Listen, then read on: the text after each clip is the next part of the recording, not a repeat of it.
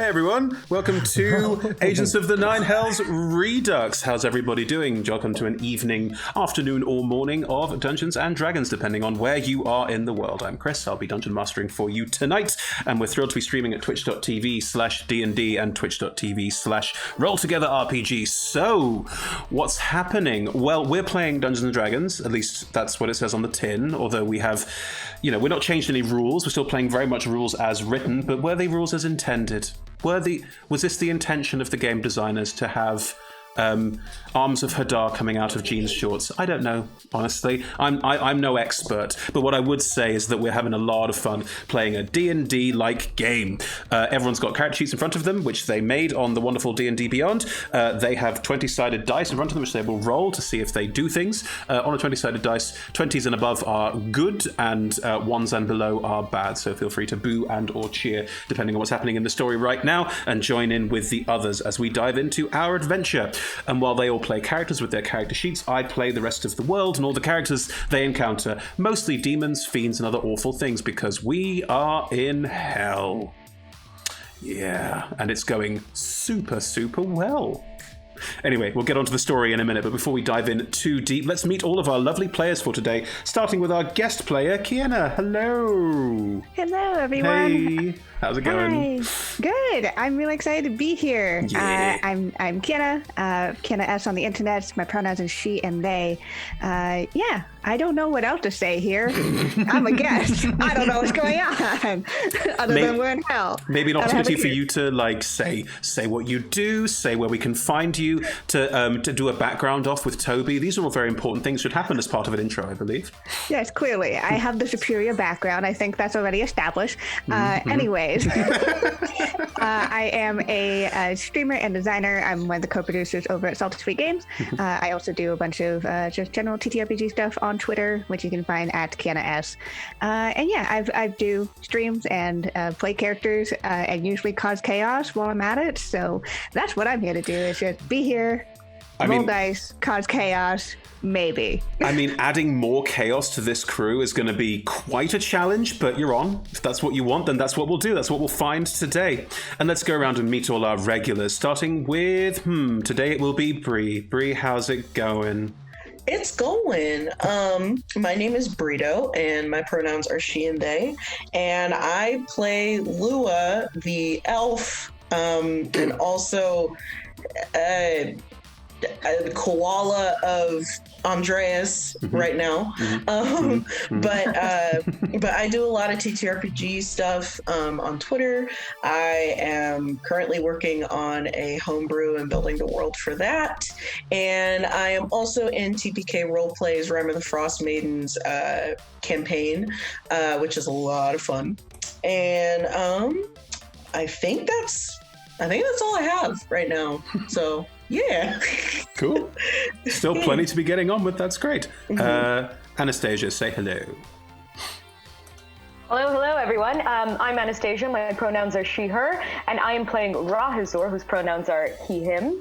And Rahazor is kind of like an oozy, tentacly, half-orc sorcerer. What else do you need to know? Definitely a fan of cars, and, might go down with his car. Maybe not. Maybe he'll find the new love. That's about it. Great. Thank you, Anastasia. Lovely stuff. Matt, say hello. Hello, my name is Matt. I am the editor of Dragon Plus magazine, which is awesome. It's free, go check it out. And I'm playing Judah Armana, who is an Azamar fighter rogue, who's a sniper specialist, who is just having the best time with his good friend on a way to an insane mission that's going to be really difficult to pull off. But hey, let's have some fun with it. Good. This all sounds great. You forgot the third class that you have, because you're a 3-class. You're a 3-class multi-class. Yeah, this is true. I'm also part Warlock now, which is excellent. Helps me zip about and get places where I probably shouldn't be. Healing. It's healing mostly. You've been using it for healing. You're the only healer in this party, I believe, so that's what happens. there's been some healing, but yeah, no, there's also been some misty stepping to do some cool stuff with that, I think. So. Okay, fine. And last but absolutely not least, the man, the legend, Toby Osmond. My name is Toby Osmond. My pronouns are whatever the fuck you want them to be, although Andreas goes by he and him. I've top comboed before, so I think I'm going to have to change hats. Something a bit more subtle today, I think.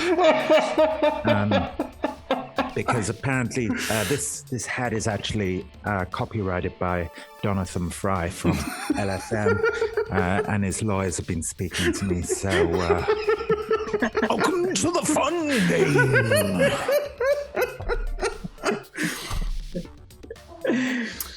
You know, some days you try and pre-plan a nice intro, other days Toby happens. That's just a thing. That's a thing that happens now. Don't worry, don't worry. Doesn't get better. Okay, good. Right. Before we get started, we have some sponsors who sponsored this inanity, would you believe? You can see them arrayed around us on our overlay. We're delighted to be sponsored by Hero Forge. They make fully customizable tabletop miniatures with dozens of fantasy races to choose from. We have some lovely miniatures for this campaign, which you'll be seeing as part of play a bit later. We use them as initiative trackers on the stream. And yes, they're constantly expanding their archive. Check them out at heroforge.com.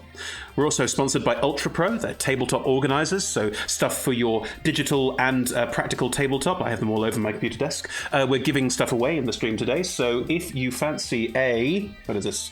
Premium zippered folder. Look at that. Look at that pretty premium zippered folder. It's got paper in it, it's got card wallets in it, it's got all sorts of lovely things. But yes, if you fancy one of these, join us in Twitch chat, say anything you like, and you will be in with a chance to win if you have a UK address. UK address holders only. For now, we are working on it. We may have found a workaround, loyal believers. Good. We're also supported by D&D Beyond, Idle Champions of the Forgotten Realms, Level Up Dice, and Zavvy.com. You can see a D&D Beyond overlay on the left-hand side of the screen with all of the character sheets. Do check them out if you fancy seeing what kind of horrendous power leveling people have gotten up to as part of this. You can also find an Idle Champions code at the bottom of the screen for a free gold chest. Do help yourselves, please. And Level Up Dice, they've partnered with us to make some lovely dice for us. So we have a series called Table Shakers, which are massive metal dice. Look how big these things are. Look how huge those D10s are. So yes, you can get these and the lovely D20s that come with them from Level Up Dice. The link is in chat right now, and you'll always be able to tell when I roll them because hard to miss. But yes, that is the Level Up Dice connection that we have there. More info, competitions, links to purchase, and everything like that can be found on our Twitter, RollTogetherRPG. Finally, we play with a diverse group of players who play a diverse set of characters with wide-ranging sexual and gender identities. Our tables are trans-positive, and we both encourage and champion trans players, characters, and DMs, in our games. The DM and players may portray a character of a different gender to their own, and while we aim to avoid misgendering, we do appreciate it does sometimes happen. So we will have a policy for correction. You'll see us using it throughout the stream. And if you notice something that we have missed, do let us know. Twitch chat, send us an email, get in touch over social media. We are always open to being corrected. Good, lovely. Well, with that out of the way, let us dive into tonight's episode of Agents of the Nine Hells Redux.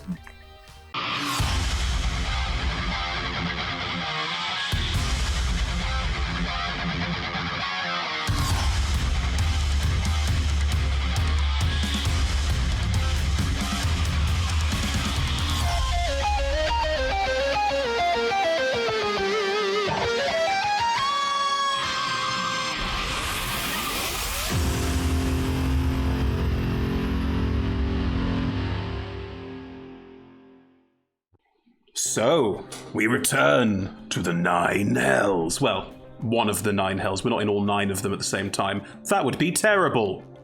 We're in Avernus, and the party in their hell car, which I've been reliably informed is some kind of muscle car.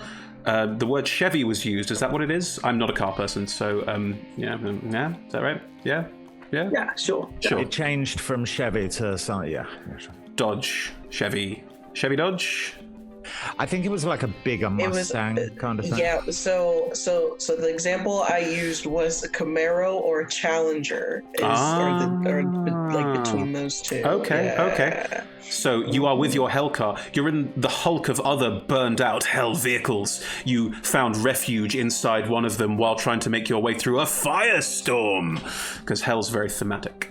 And inside this hulk of a broken space, you have managed to park your car, and you are, as always, taking a short rest inside said car, which counts as a long rest because your car is magical and it moves the plot forward faster. So, sat in your hell car waiting for this storm to subside, Andreas, Judah, Rahizur, Lua, what are you doing?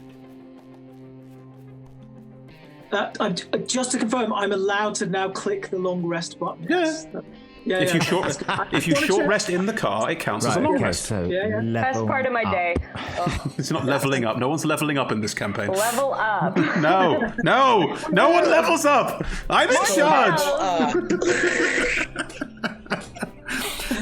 So what are the four of you doing?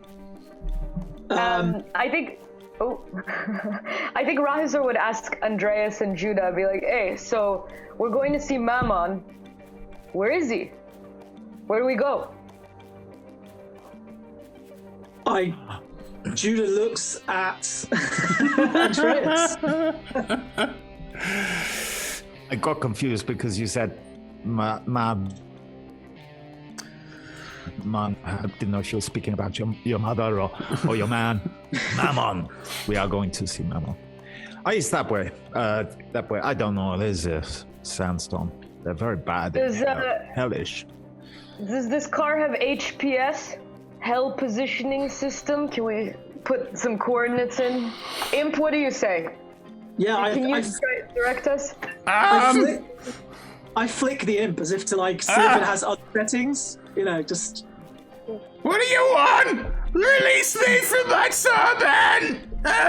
There's an imp bound to the front where a radio would be. Listen, imp.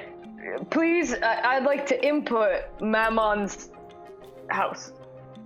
Is that a saved label in your system? I don't know.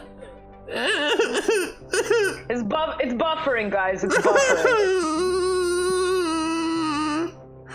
I thought a life of eternal torment was bad. This is worse. After that, please play Beautiful People by Manson Marilyn. Thank you.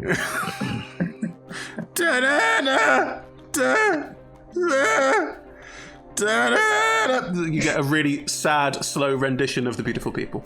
And Lua, who is sitting on Andreas's lap, looks up at the imp, and he gets his guitar and just starts strumming that beautiful C chord with the imp. And he starts singing along. Very, very, very tone deaf, but he just keeps going. He's lost in the music. The music is him, he is the music. It's awful. All of this is awful. The sound is awful. I would have you all take psychic damage, but I'm not that cruel. But yes, you're managing to ride out the storm inside this sand vehicle with the worst music ever heard. The imp doesn't know how to track things. It's an imp that got imprisoned in a car. I feel like we were heading along a single hellish highway towards Mammon's. Yeah. Yeah. It's a lonely road. We'll find it. It'll be fine. Tobes, your character is a ranger. You're very good at tracking and survival checks. Is a champion fighter, ranger, monster hunter, or something like that. That is the Yes. Why don't you roll a survival check, perchance?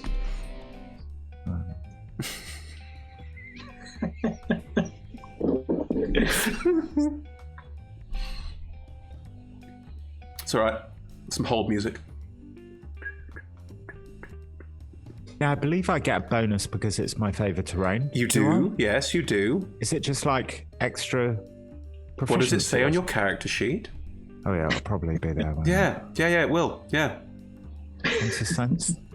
Yes. Primeval awareness? No. Is it unarmed strike? Actions in combat? Spells. Second wind? Slow as prey. Actions combat? Spells. I genuinely have elevator music playing right now.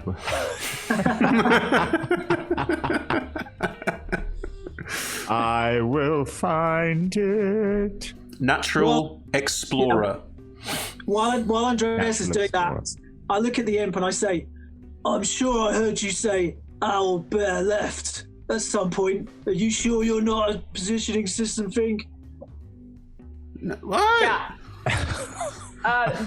Just remember, imp. I can squeeze into any 1-inch hole and stay there for 10 minutes. So tell us how to get to Mammon's house. Lua I just got screams. 20. Lua screams from the back of the car, "Do it!" Roll an intimidation check with advantage, someone. I'll give it a go. I have a good intimidation. Cool. I feel like Rahazor would feel bad about this, though. Okay, cool. Yeah, 16. That was with advantage. Okay. The imp genuinely doesn't know it's an imp. It is one of the lowest on the rungs of hell. You literally just caught it and stuck it on a car. You may as well be asking a small child how to get to the zoo. And started putting mini discs up its body. You started doing that. That was your decision. I had nothing to do with that. Andreas, with a non-natural 20 on your survival check, you know exactly where Mammon's fortress is. It's over there, and not like in an "it's over there" kind of vague, generic way. Like that's where it was on a map you saw 4 years ago, and you've got a sense for these things, but you have no way of describing it. It would be fun. All right. Is that a way? As you no, please go ahead. I was just going to say, this is great. We know how to get to Mammon's place, and we learned the important lesson that torture doesn't work. So, a very successful first couple minutes. It's that thing that people do it in movies all the time, so people assume it's real, but it's not. It never works. Anything found under torture is extremely circumspect. The imp's aware of this.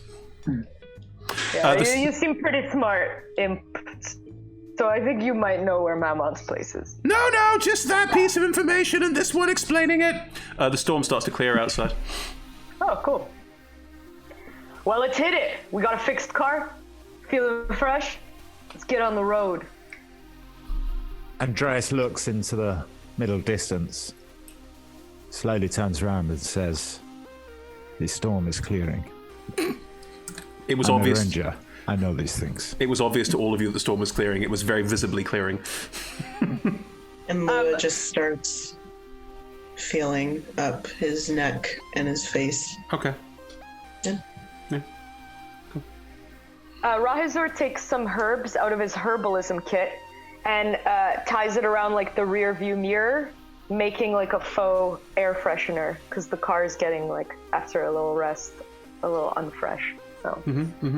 What kind of herbs are you using for your air freshener? Sage.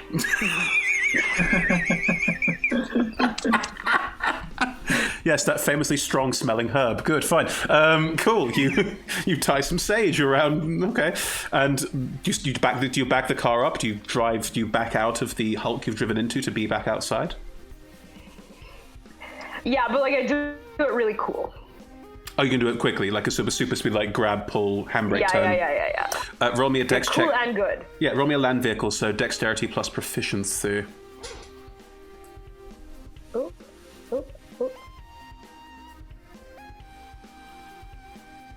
Nice, 17. Yeah, you do a proper pull it into gear, reverse, skid out, not even a scratch as you go out through the entrance you came in, perfectly fine. And as you skid out and turn, in the distance where Andreas was pointing, the away from you, there is a sort of dip and almost like a valley ahead of you. It's still hellish and it's still scorched earth. The sun still shines. There's not really a sun here, but the sky still burns with heat forever. It's not like nighttime happens in hell. And in front of you, you can see what looks like, to your eyes from this sort of time frame and time period, you get a sense of there's a sort of pool of water. There's a sort of trees growing out of this hellish landscape, which makes no sense at all. And you can just hear the sort of And there appears to be water being sprayed out over what looks like grass.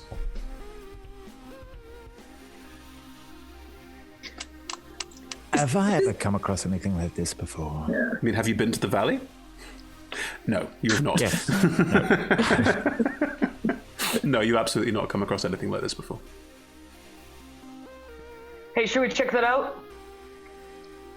Looks like I could fix up my air freshener with some stuff over there. Pretty good. Do I get the feeling that this is what someone who had a lot of money would turn their little portion of hell into? Is it that kind of... Roll me an intelligence check. Something this party is famously excellent at. Exactly. I mean, Like, I have a Smartest. That's not terrible. 15. 15. Someone with a lot of money could potentially try and create a landscape they're comfortable. Normally you'd use magic. Why bother trying to make it real? Are there any structures there? Like, does it? There's like some single like bungalow style buildings dotted around various places, all white walls with a kind of stucco effect on them, and there's sort of like beautiful sort of cream like flowing roofs. It looks very, very tasteful. There's also a wall around this entire compound, and it's quite a high wall. It's about, I'd say, about 8 to 9 feet tall, and it's got metal on top of it that's been like cut to ribbons and sort of put in sort of circles over the top. If I know one thing, they have that wall because they're hiding really good cars. Let's go in. Rahazur doesn't wait for an answer and drives towards it. Cool. So you drive off. There, you can drive down. There's like a slope into this little valleyed space, and there is this compound's quite big. Like it's probably a couple of acres, and it is all like someone has made artificial, like beautiful gardens, pools. Someone's made a real effort to make a nice space in hell. It looks a bit like your stereotypical drug baron's villa from any movie or TV show. Yeah, there are definitely cars in here. All right. We'll go down the dip. I don't know if there's anything there, but I imagine this kind of place would have like an entrance way, like a driveway. The road you are on, sort of the dust clears and you're still on the road. The road you are on does curve down and does go up towards a very large set of gates. Yeah. All right. Is there like an intercom? There is, but you're still quite a long way away. You're driving down towards it. is this possibly Mammon's hideout? I mean, when you looked on a map, when you were told where Mammon was hiding out, this was where they told you to look because you rolled a 20 earlier. Nice. Yeah.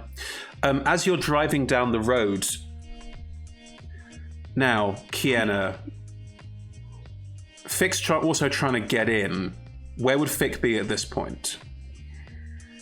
Well, Fick, who is very casually walking down the road, I think, just looking like they belong here completely, even though maybe they probably don't visually fit in, but they just nonchalantly walking down. There's someone walking down the road. Are you walking in the middle of the road or to the side of the road? In the middle of the road. Okay, there's someone walking down the road in front of you in the middle of the road. Do you want to describe what Fick looks like as the car drives up behind you? Yeah, currently Fick, whose pronouns are they and them, they currently have this dark, slick back, short hair, as if, it has been somehow held up by hair gel, even in the dry, arid heat here. They are currently wearing dark robes, which you imagine would be really hot in this space and time, but they look completely effortless. They have very pale skin as well, almost skeletal in color. Okay. So this person is in the middle of the road, and you hear from behind you a very large car driving up. And if you do turn around and look at it, it is definitely more stylish than most of the other hell vehicles you have experienced. Can I see who's inside of it? Sure. These 4 reprobates. You've got... let's describe them. You've got... I mean, Andreas doesn't wear that hat, but Toby, you want to describe what Andreas looks like? You can wear it if you want, babe. Totally wear it if you want. It's a nice hat. Well, Andreas just looks like this, y'all, so... No, he doesn't. He wears a full helmet. We've been through this! Oh, yeah. Why is it?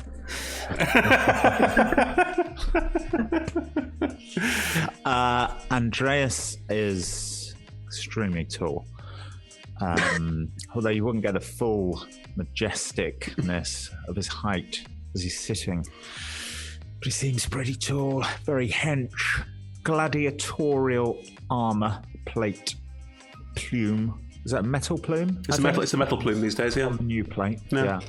It's more wary against the fiends and stuff. The fire rain, the fire-spitting snakes, giant scorpions. Please keep describing your character. Firestorms. Tall, tan. Also full visor, so you can't see his face, although you can see his pecs, which are exceptional.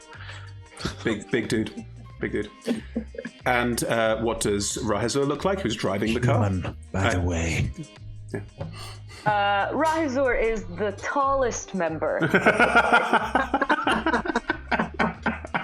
Although, perhaps doesn't have the best posture, but is objectively the tallest because of his half-orc ancestry. He is wearing very hell-appropriate clothing, a dirty, sweaty tank top, and some denim short shorts. It's like very short. You know, you want to get that air moving around. You want some flexibility for your tentacles. He has like a lot of facial hair and hair tied up on his head. But I think like the most notable thing, his skin's like oozing kind of frog-like, like something is definitely off. But the most notable thing about him is like where his eyes should be are just like empty sockets. And then he has some eye stalks. But don't worry, it's not weird because he bends his eye stalks down so that the eyes from the eye stalks are covering where his eyes should be. So it looks like very like normal, nothing's odd. That's Rahazur. Bree, go on. Let's add to the picture. Sat on Andreas's lap is... Lua is an elf. Unfortunately, in their last adventure, the leather that he was wearing was too tight and it ripped. But he has on leather that's just a little too tight. He's a thick boy. And he has a beautiful guitar on his back that does not fit his aesthetic at all whatsoever, which is red and black. It's like a vibrant blue and purple, and he is currently straddling Andreas because that is his safe haven, is Andreas's lap. And Judah. Judah doesn't look like himself right now because Judah can cast Disguise Self at will. Yep. So he looks like a bearded devil because we know that Mammon has been hiring bearded devils to protect him. And a nondescript bearded devil. You're welcome. 100%. Andreas has been like dozing off and then like slightly waking up and seeing it. And then remembering. Also, rules question, if the short rests count as long rests, yes, I like is Lua still drunk or sober now? I mean, that's really up to Lua. We're gonna go with drunk.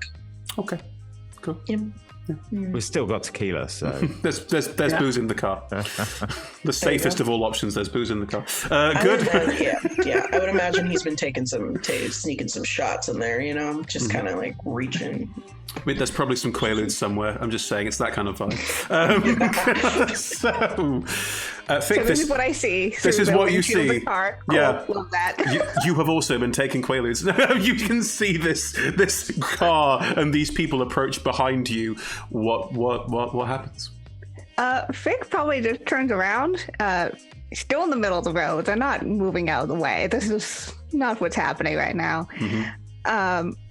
Doesn't look like the car is going to stop, friends. Interesting question. Rahazur, does it look like the car is going... Rahazur is not intending to run anyone over. He's just very confident of his ability to brake at exactly and only the time when he needs to. But, others may not know that. Yeah, okay, cool. So super cash. Mm-hmm. So That's happening. The car hasn't like sped up or anything, but it's not slowing down. It's not slowing down, okay. No. Yeah. I think at this point, you're just gonna see this person start to levitate, because that's a thing I can do. How do you levitate? Levitation at will. What's the levitate vibe though? Is it like Doctor Strange float up into the air, or is it something a bit more like off the wall? I think you definitely. It looks like as if they become more ethereal. Almost the edges of them almost look ghost-like. Ghost. As they kind of just get that little bit of leverage off the ground, and very much looking into the car. Well, other than that one, none of you look like you belong here. Oh. Do you stop the car? Yeah, Rahazor stops the car and then turns to Judah, because I think he wants to impress Judah, and says, I can do that as well, just so you know. I can float up. And then I say, hey, we've had good luck picking up hitchhikers. Come on in. What species is Vic? I may have missed it. Currently looks like elvish, maybe. Very, very pale elf. Hey, Toby. Vic's not an elf.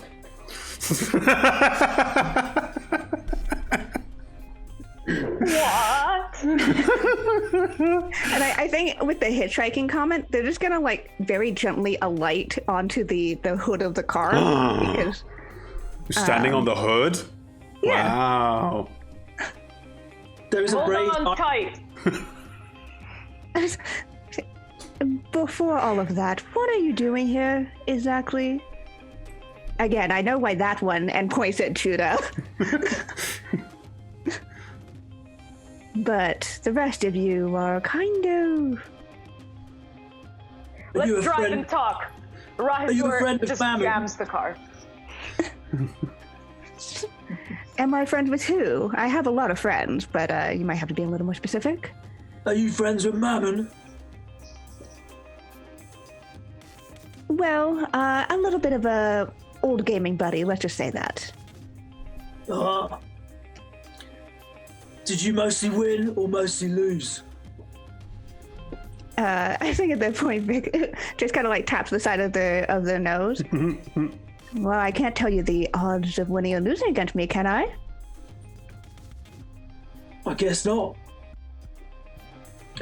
I look at Razor because there's been an invitation.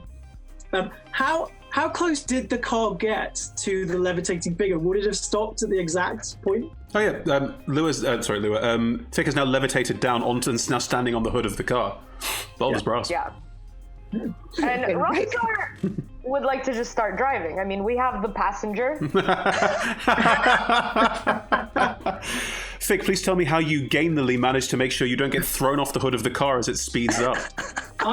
I will extend my hand as the car starts to speed up. Very good, very good. So Yeah, if you want to... I will take that hand and just kind of slide in. Well, this sounds like a skill check with advantage to me. It's up to you which skill you want to use. It's definitely a physical skill. Acrobatics or athletics seem fine, but I will allow myself to be persuaded. Okay. It sounds like, You're giving advantage. You're giving advantage to me. Yeah. I'm rolling this. Okay. New character rolls. Yeah. Okay. We'll go athletics. Okay. Here.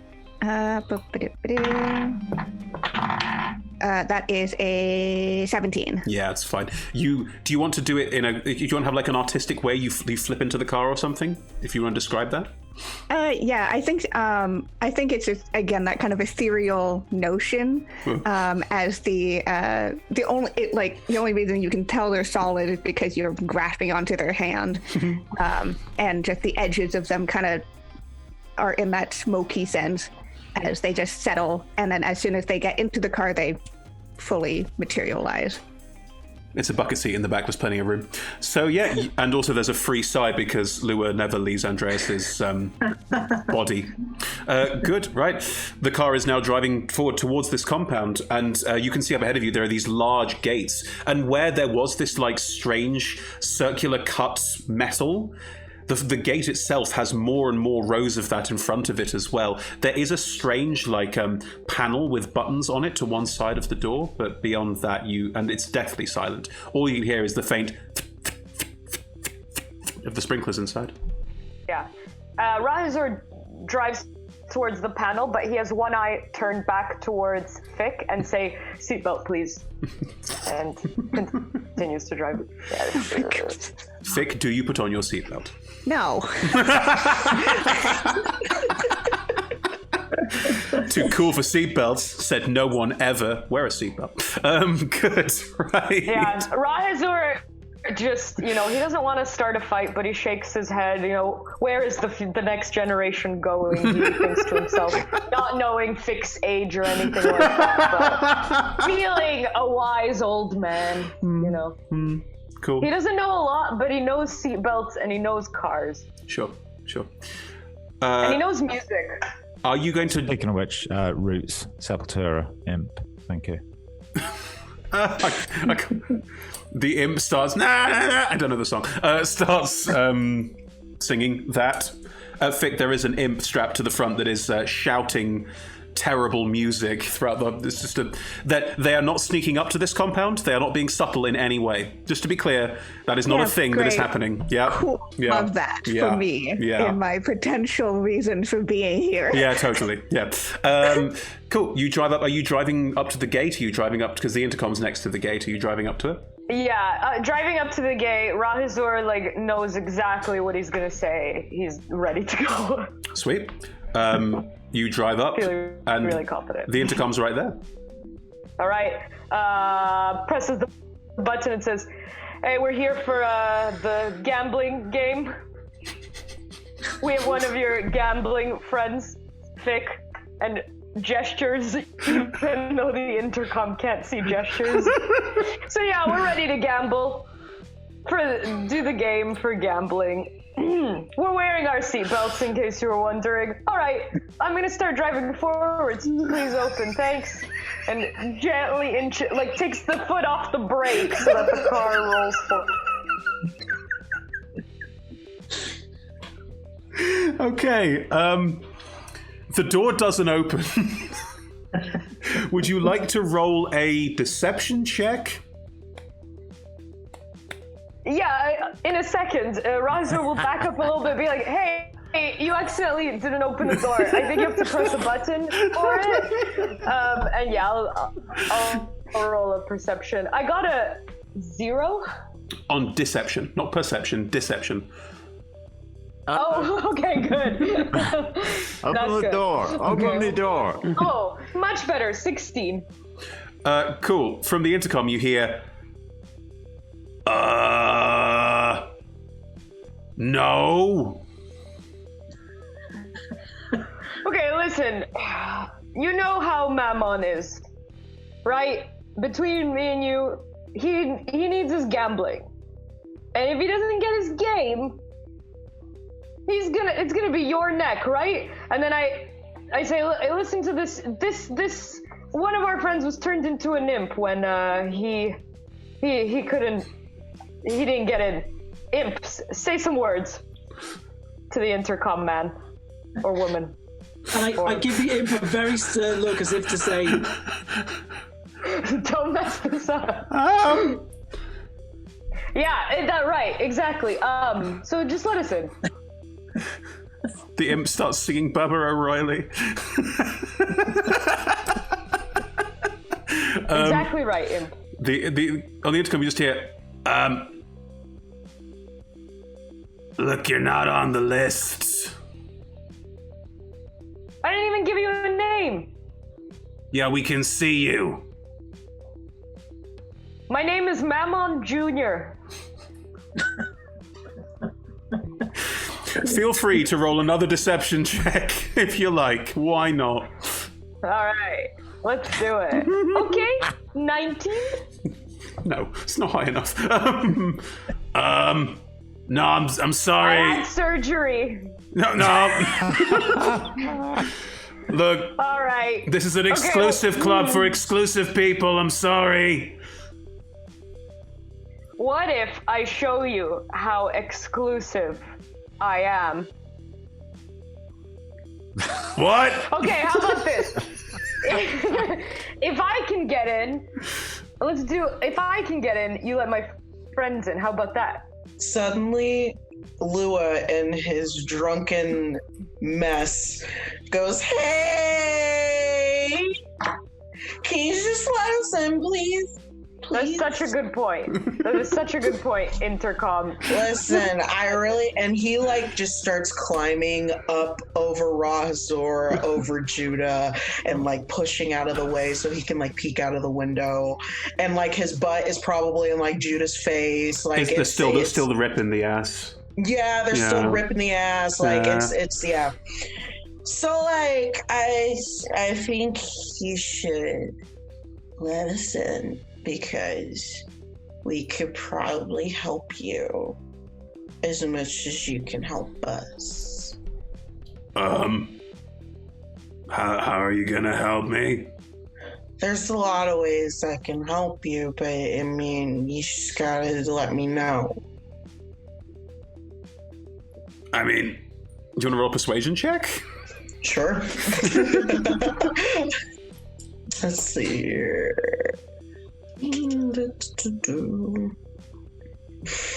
There it is.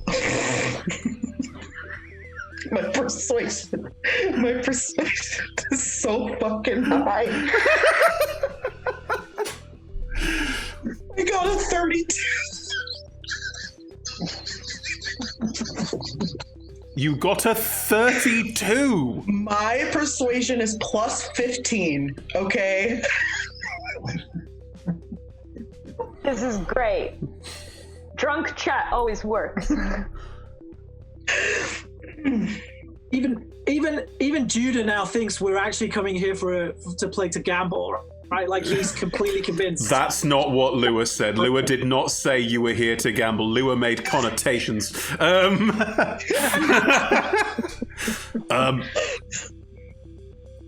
mean, I don't know what you're gonna do, but I don't know. Listen, it sounds like. Hear me out.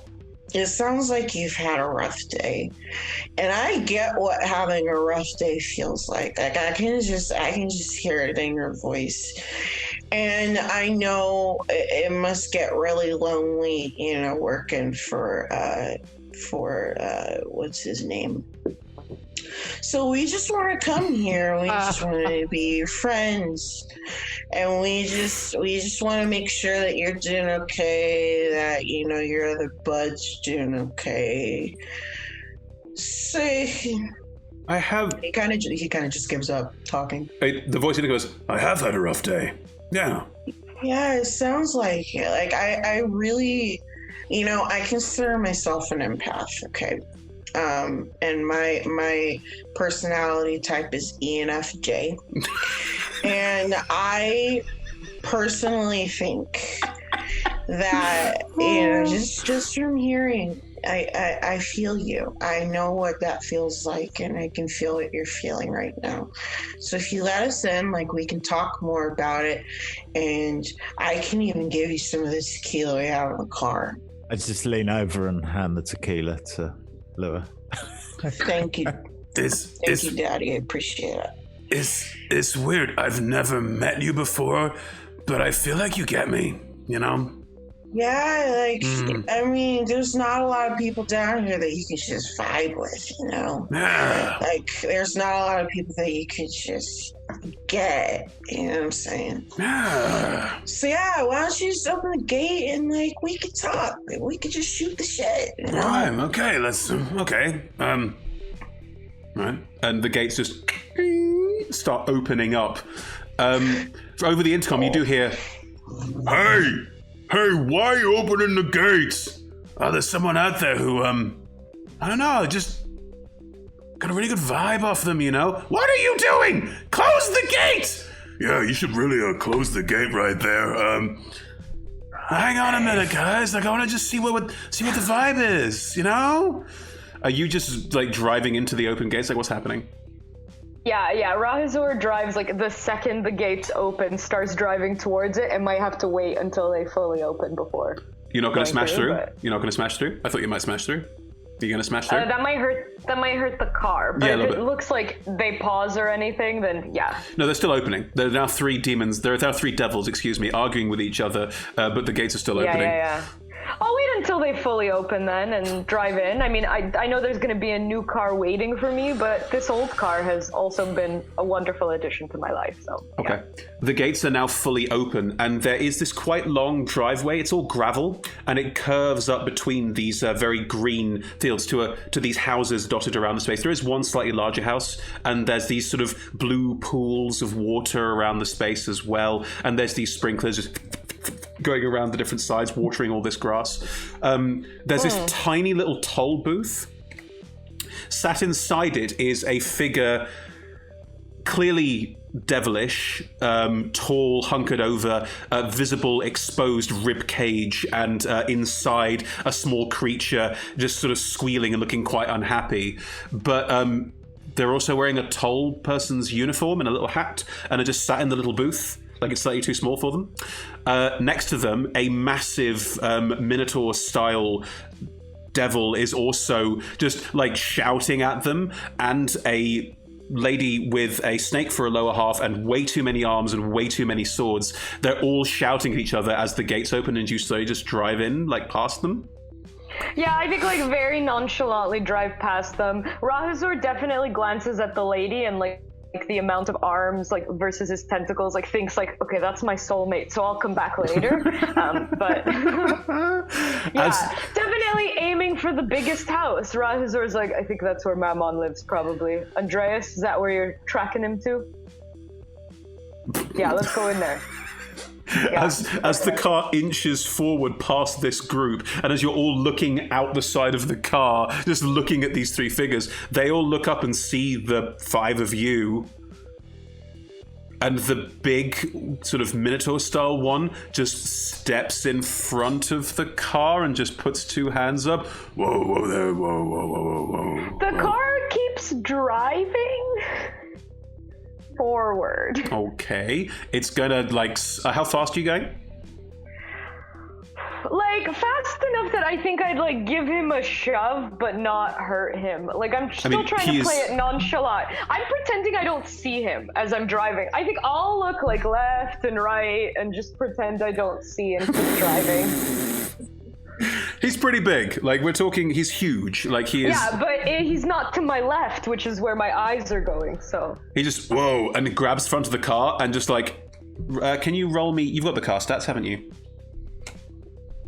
Oh, yes. Roll me a strength check with the car. All right, let's do it. Yeah, let's do it. Let's do it. Let's strength check the car. Oh, that's a 10. Yeah, this huge devil just holds the car, and like the wheels start doing that slight like managing to hold it in place. I said stop. Rahazor turns his head and goes, "Oh, I'm so sorry, I didn't see you there. I was on cruise control." And stops the car. Okay. We have to be getting somewhere, sir. So if we can wrap this up. He points to his Uzi wrist. There's no watch. The Marilith is another devil, just sort of slithers up behind the car. Also, quite a large devil, and is just looking in through the back because it's open top, obviously. What do you want with Lord Mammon? We're here to guard the gate. Lou, I believe you can take this one. Yeah, I can. Okay. So, I talked to someone on the intercom, okay, and I just need to speak to that one person because there's too many people talking all at once. The devil still in the little toll booth, just sort of, oh hey, yeah, waves a hand out of the side of the toll booth. Hey, how's it going? Okay, he come on. All right, it just sort of like unfolds out of the booth. Like the booth is too small. Like they've just sort of got to pull themselves out of the booth and then up, and then just like again quite tall, quite gangly this one, and sort of walk over and sort of crouch down in front of the car. Hey, what's going on? Are you're the person I was talking to? Yeah, and so to kind of propel himself a little bit more out of the window, he pushes his butt further into Judah's face, and uses it as a springboard to just kind of like put half of his body out of the car. Cool. And he's like, hey, so I just wanted to check on you since last time we talked. I know it's been a little bit. You still having a rough day? Yeah. Like we talked less than 10 seconds ago. Yeah. Why are you having such a rough day? What's going on? Talk to me. Oh, we got some time. It's just, I really like hell, and this is like someone's trying to make hell, but it's not hell. And it's like, and the big devil from the front just, what are you talking about? Who are these people? Just starts lifting up the front of the car in just sheer frustration. Whoa. There is no need to lift things. There's no need to scream. I'm trying to have a conversation. Are you guests of Lord Mammon's? And if you are, what are your names? We are. I'm turning to look at Fick. You look around and Fick looks different. Oh. Fick, everyone's been paying attention to what's going on here. No one's been paying attention to Fick. Totally. Fick still had the same robes on, the same kind of black robes, and but now they look like a human male, and has longer hair in a ponytail, these kind of piercing blue eyes, and stands up a bit from the back and looks over at the one demon that's kind of hanging out right there.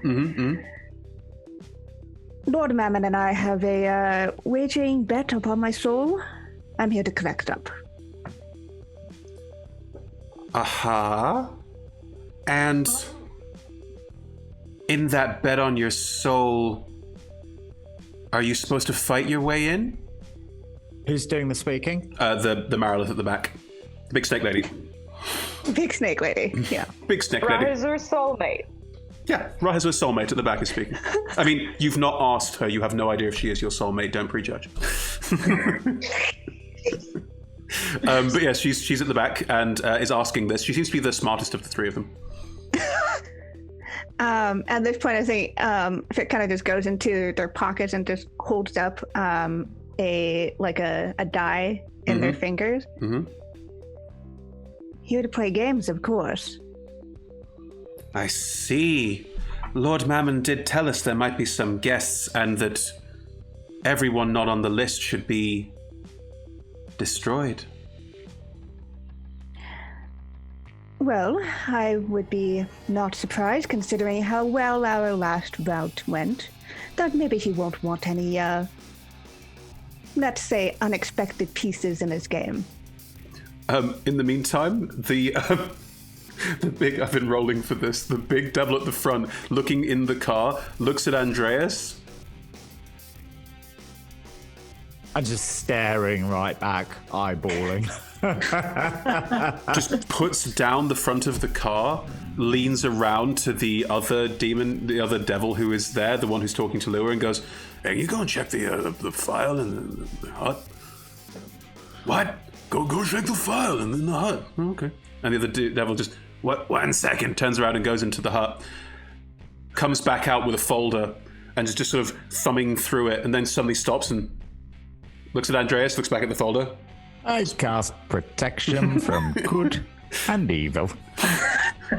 The Kill Bill music starts playing as a picture of Andreas with a big no, no, no stamped across the front of it. And I just fucking catapult out of the car. Rahazor says, hey, why don't we all calm down a little? And tries to cast, once again, Calm Emotions. Sure. Which of the 3 devils are you casting Calm Emotions on? It's a 20-foot radius, so I think all of them.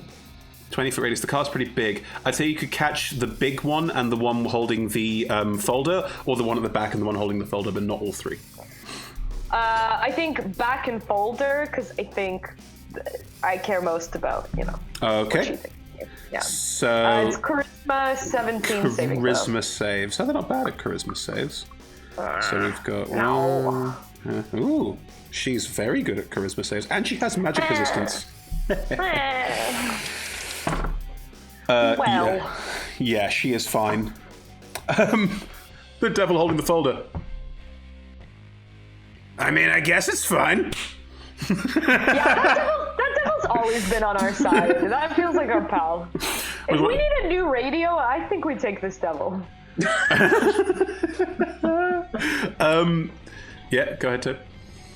I was gonna say, our bearded devil friend here is looking for some work, and I believe he can take advantage of a surprise round with the skill Assassinate.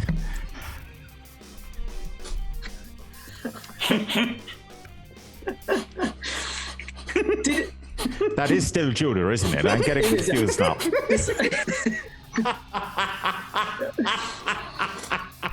They're dumb. They're not that dumb. Did Andreas flip out of the car or not? Yeah, He did. Andreas flipping out of the car. I think the one at the back who was holding the file is going, I get it. I guess it's fine. But at that point, Andreas is already like, which one are you flipping towards? The big Minotaur one. The big Minotaur one. In which case, I think initiative has been called for, so let's roll it. Okay.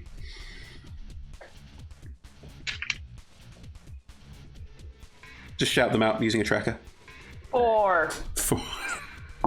Rahazor thinks his Calm Emotions has worked. Yeah. 13. 13. Hey, one of them's on your side.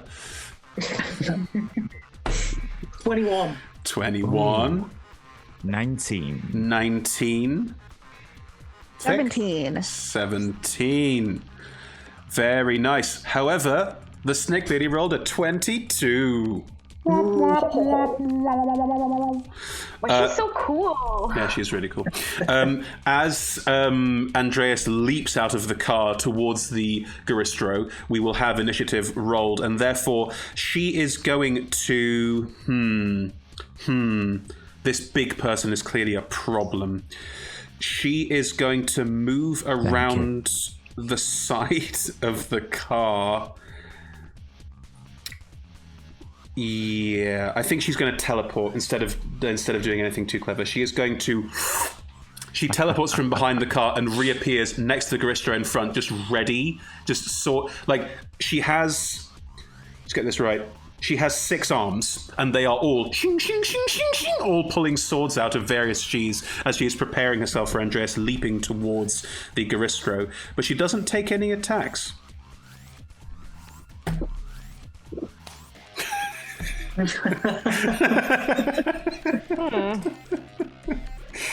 You're right, Tope. You look a bit worried there. No. She has interposed herself between you and the Minotaur, so she has moved in front.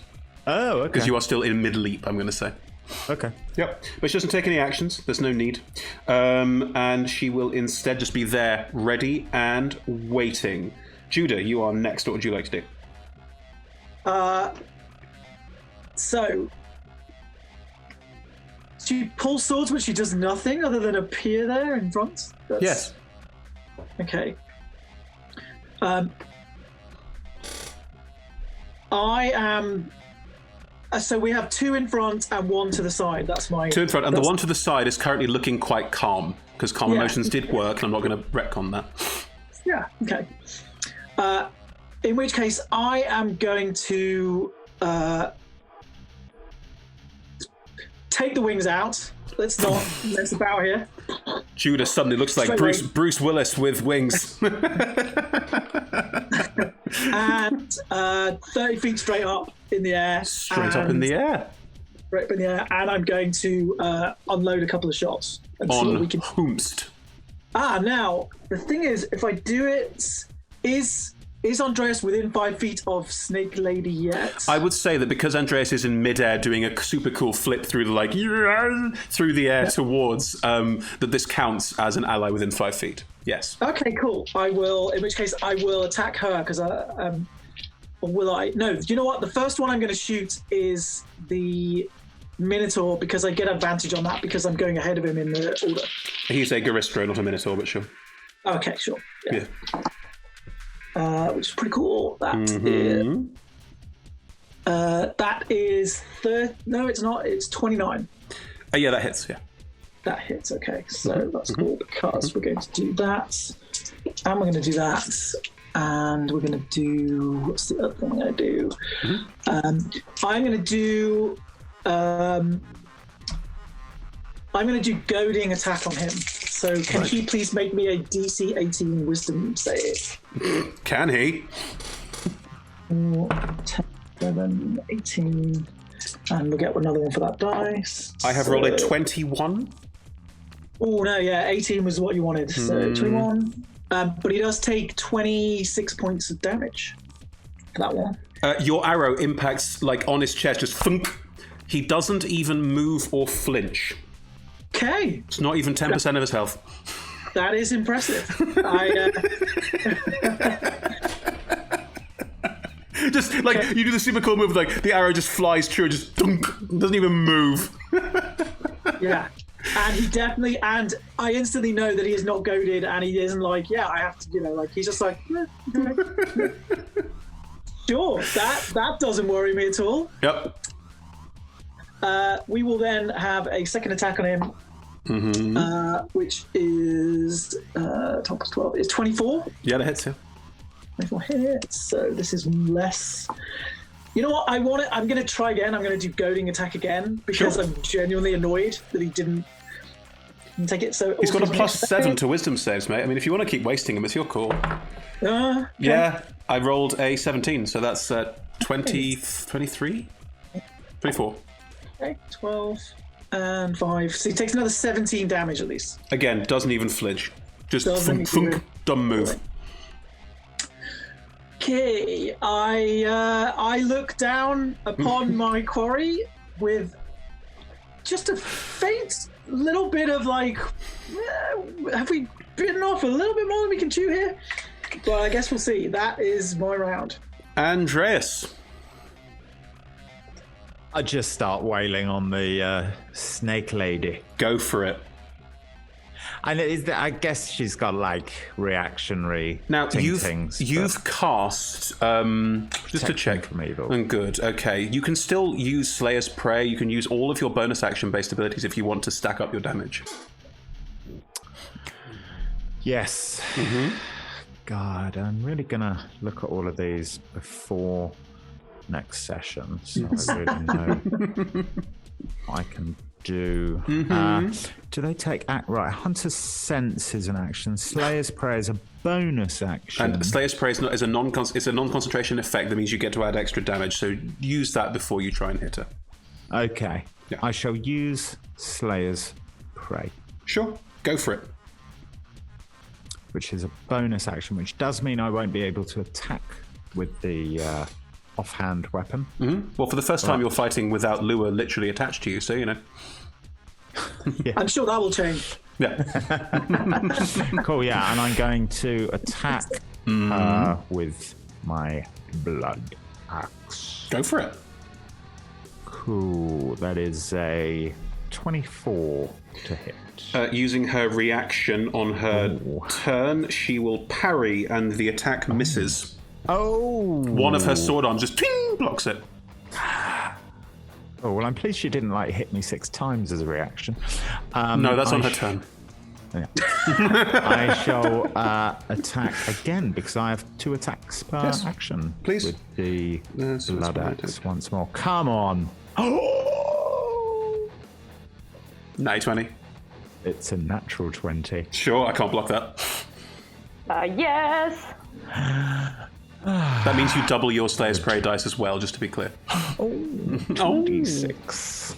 2d sexy, right. So, it hasn't. No, it has done the damage automatically. So that's Nice. 2d8 plus 5. This isn't going to be loads. So that's 17 from that, plus 2d6 Slayer's Prey. God, I feel like there should be more from this. but No, you're a slow slugger. That's an extra 5, so that's 22. Can I add anything else now? I guess not. So Okay. you do 22 points of damage on the first hit. You do, she does manage to block your first strike, but are you trying to land on top of her? Or are you how are you getting the second hit in? How do you break through the defenses? Because she is just these 6 swords all just in front of her blocking. Have I fought these before? A Marilith, they are very, very, very high-leveled creatures. Probably not. Okay. I was expecting some sort of tomfoolery with the multi-arms, so I think I went in and then in the face. Oh, so the saw first that axe strike coming. cuts across the side of her face and she... A challenge. I say, I think not. Fick, you are currently in the back of the car, so no attacks of opportunity or anything if you want to move, and the 2 devils are currently in the front of the car. The third is at the side and isn't quite sure what they're doing yet. Okay. I'm gonna go chat with our comm friend over here. Seems real chill. Still has the file folder of stuff. Yep. Okay. I'm just gonna walk up and it's probably wiser for you if you just stay off to the side. Perhaps there might be something over there, and kind of gesture towards the hut or whatever. Are you using any spells or anything, or are you just literally trying to persuade? I am literally just trying to persuade him to leave. Let's go. Okay, so he is indifferent around creatures that is hostile towards. This target is attacked or harmed by someone. If it witness any of its friends being harmed. Okay. Are they his friends, though? Exactly. Are they his friends? I believe They were it's already really been rude. established not. I think They're just co-workers. Yeah. You know? Bullying co-workers. Bullying. Workplace bullying. Workplace bullying. Do Not you a friend condone of that? Kienna, can Fick please roll me a persuasion roll? Yeah, sure. Hold on. Can Like you meta condone persuasion, that? persuade the DM. That's a 27. I'm not sure that's supposed to be happening right now. I think they can perhaps just sort it out. Maybe they were just having some aggression. You see, they were quite aggressive towards you. Maybe they just need to work it out. Yeah, they are really aggressive. Maybe this is why I was having a bad day. Really quiet. And I'm looking down at the file folder that you're holding on to. Perhaps I can hold on to that while you go and take a short break and just get away from the bad vibes around here. I'm gonna go make a coffee. Turns around and heads back towards the hut, leaving you with the folder. Good, cool. I'm gonna just take the one that has Andrea's face on it and rip it. Sure, And destroy it. If you open the folder, it's Andreas is in there, Judah's in there, Razor and Lua are not in there. They are 2 recent additions. You're in there. A couple of the people that you don't recognize, including a bugbear and a minotaur. You can just you just Yeah, so I'm just gonna be right next to the car and just gonna be carrying up these ones. And each time the stamp, it's impossible, but each time the rubber stamp says something different. In Andreas' case, it just says no, no, no, no, no. In Judah's case, it says just if you ever see him. There's just weird rubber stamps each time that are clearly either custom or someone that has a rubber stamp pen or something like that. But yeah, you are tearing them each time. No problem at all. Cool. Lua, you're still sort of half hanging out the car. So I think Lua's gonna go for Snake Lady because she's attacking Daddy right now. Sure. And I assume when he looks over, her back is to Lua, right? Sure. I mean, it's okay if not. She's pretty perceptive. Go on. Okay, so he's gonna take his daggers per usual. He's gonna stabby stab. Are you going to run in and stab, or are you going to throw stab? I think I'm gonna throw stab. Cool, so you throw 2 daggers out the side of the car. That's fine. You get sneak attack if you hit because Andreas is there. Yes. Okay. Make me an attack roll. 18 and 14 to hit. Well, I mean, I was about to have a super cool... She has an ability called Reactive. She can take a reaction on every turn in combat because she has so many arms. But instead, you don't even break her armor class. So just...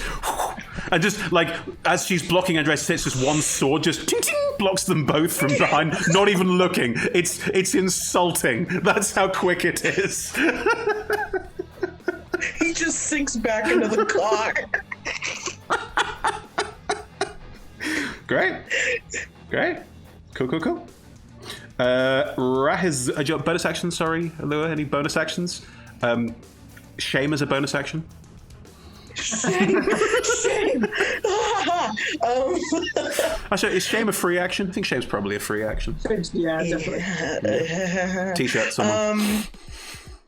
I mean, I could do telekinetic shove. Shove her, you know? But that gives me an attack of opportunity. No, it's forced movement. Okay. So, I mean, she just has to make a strength save of, 13 or higher, so... or else her ass is getting shoved. Okay, I had to roll a 4 or higher to pass this, and I rolled a 7, so she's fine. Doesn't even move. Right. It's gonna... Yep, cool. Thanks for that. That's... Rahazur, you're still in the driver's seat. Lewis sort of half leaned across you, throwing daggers out the window, and is now sort of skulked back in. Yeah, I think Rahazur is very torn because obviously he does not want to attack Snake Lady. No. But also the whole 6 arms thing is very worrying. So I think like the better angels of his nature, or devils. Yeah, he's going to cast Witch Bolt at her and also use Heightened Spell to give her disadvantage on the save. Oh, is it a save though? Hold on. It's an attack plus 9 to hit. It's an attack roll. Yeah. Yeah, that's all it is. All right, let's do it. Cool. And that is 19. Yeah, she can't block a spell, so that you start witch bolting, shooting lightning out of the out over the windshield, I guess, over the dash, at her on the front. Pew. Yeah. All right, and damage-wise, not the best roll, but it's 29, so pretty sweet. Cool. She takes 29 points of damage, and it doesn't seem to bother her that much yet. Like, she does look a bit scorched. Like, where the Garistro has 2 arrows sticking out of its chest, but seriously, no fucks given. She does appear to, like, take the hit. Like, she isn't super hit pointy, unlike him. Yeah. Cool. Damn. Wait. Oh, I'm sorry. I would like to use my sorcery points. Yes. To do Quicken Spell and also use Telekinesis against her. You can't use 2 spells in one round, even if using Quicken Spell. You have to use a cantrip as your main action. Boulder Dash. Okay, cool. I will say that you could have used Witch Bolt and quickened it, therefore you could be doing a cantrip as your main action if you wanted, or another action as your main action. I see. Okay, thank you. That's very nice. It's fine. Yeah. I'm a very generous TM. Yeah. Why is everyone laughing? Because we played with you, Chris.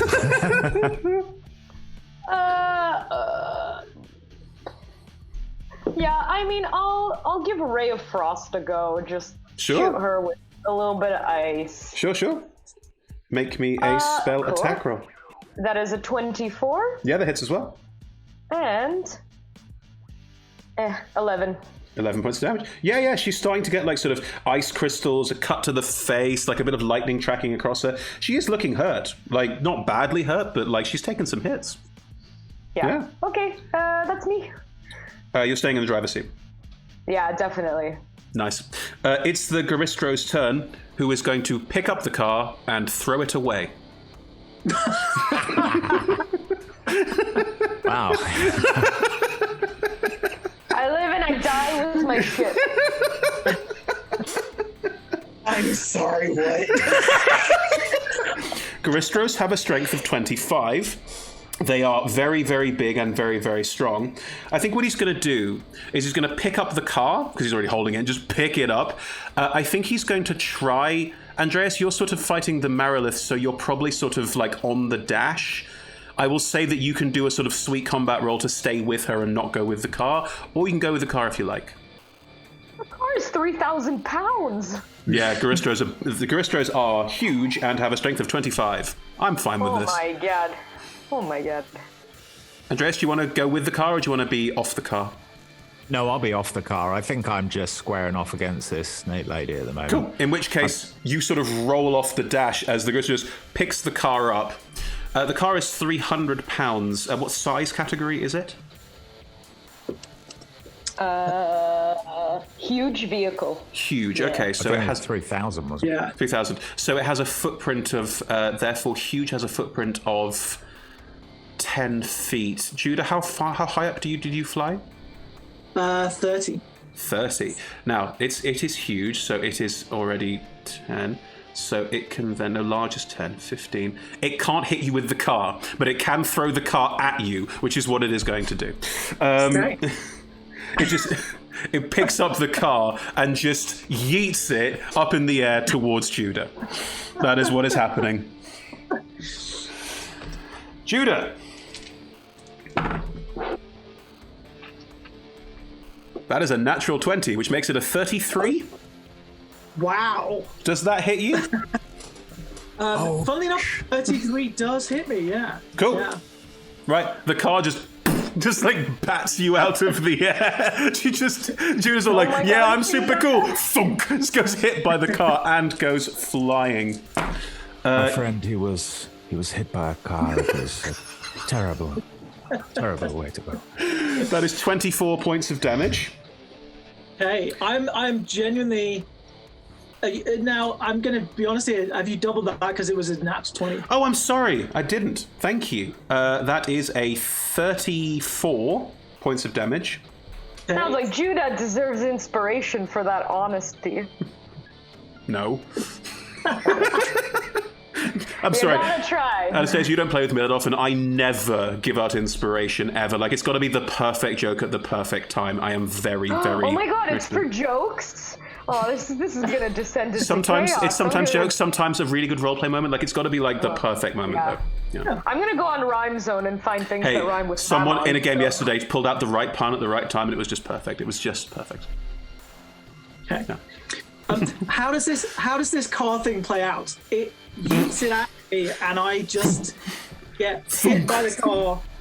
And what we go up, and then the car comes down. Like what happened?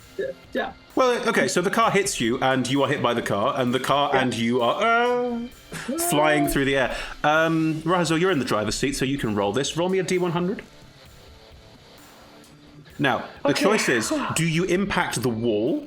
Do you land on top of the wall in the barbed wire? Do you land on the lawn, get a sprinkler in the face? Or do you land in a pool? These are all options. I'm very happy to see which one it is. Because if Judah I got was a 94. straight up... 94. Okay, that is a very good number, and D100 rolls, I like to value the good ones. So, yeah, the car just hits turf, and just, like it's mud and grass. And Judah, roll me a dexterity saving throw to see if you're under the car, or like... I was going to say, am I also hitting the turf? Like, what's happening here? I will say that dex saving throws, which I know you're quite good at, will be a defining factor here. Like when a pigeon hits the grill. Or... Oh no, Matt, what'd you roll? What'd you roll? Is that that one? I rolled. I'm wearing the right t-shirt.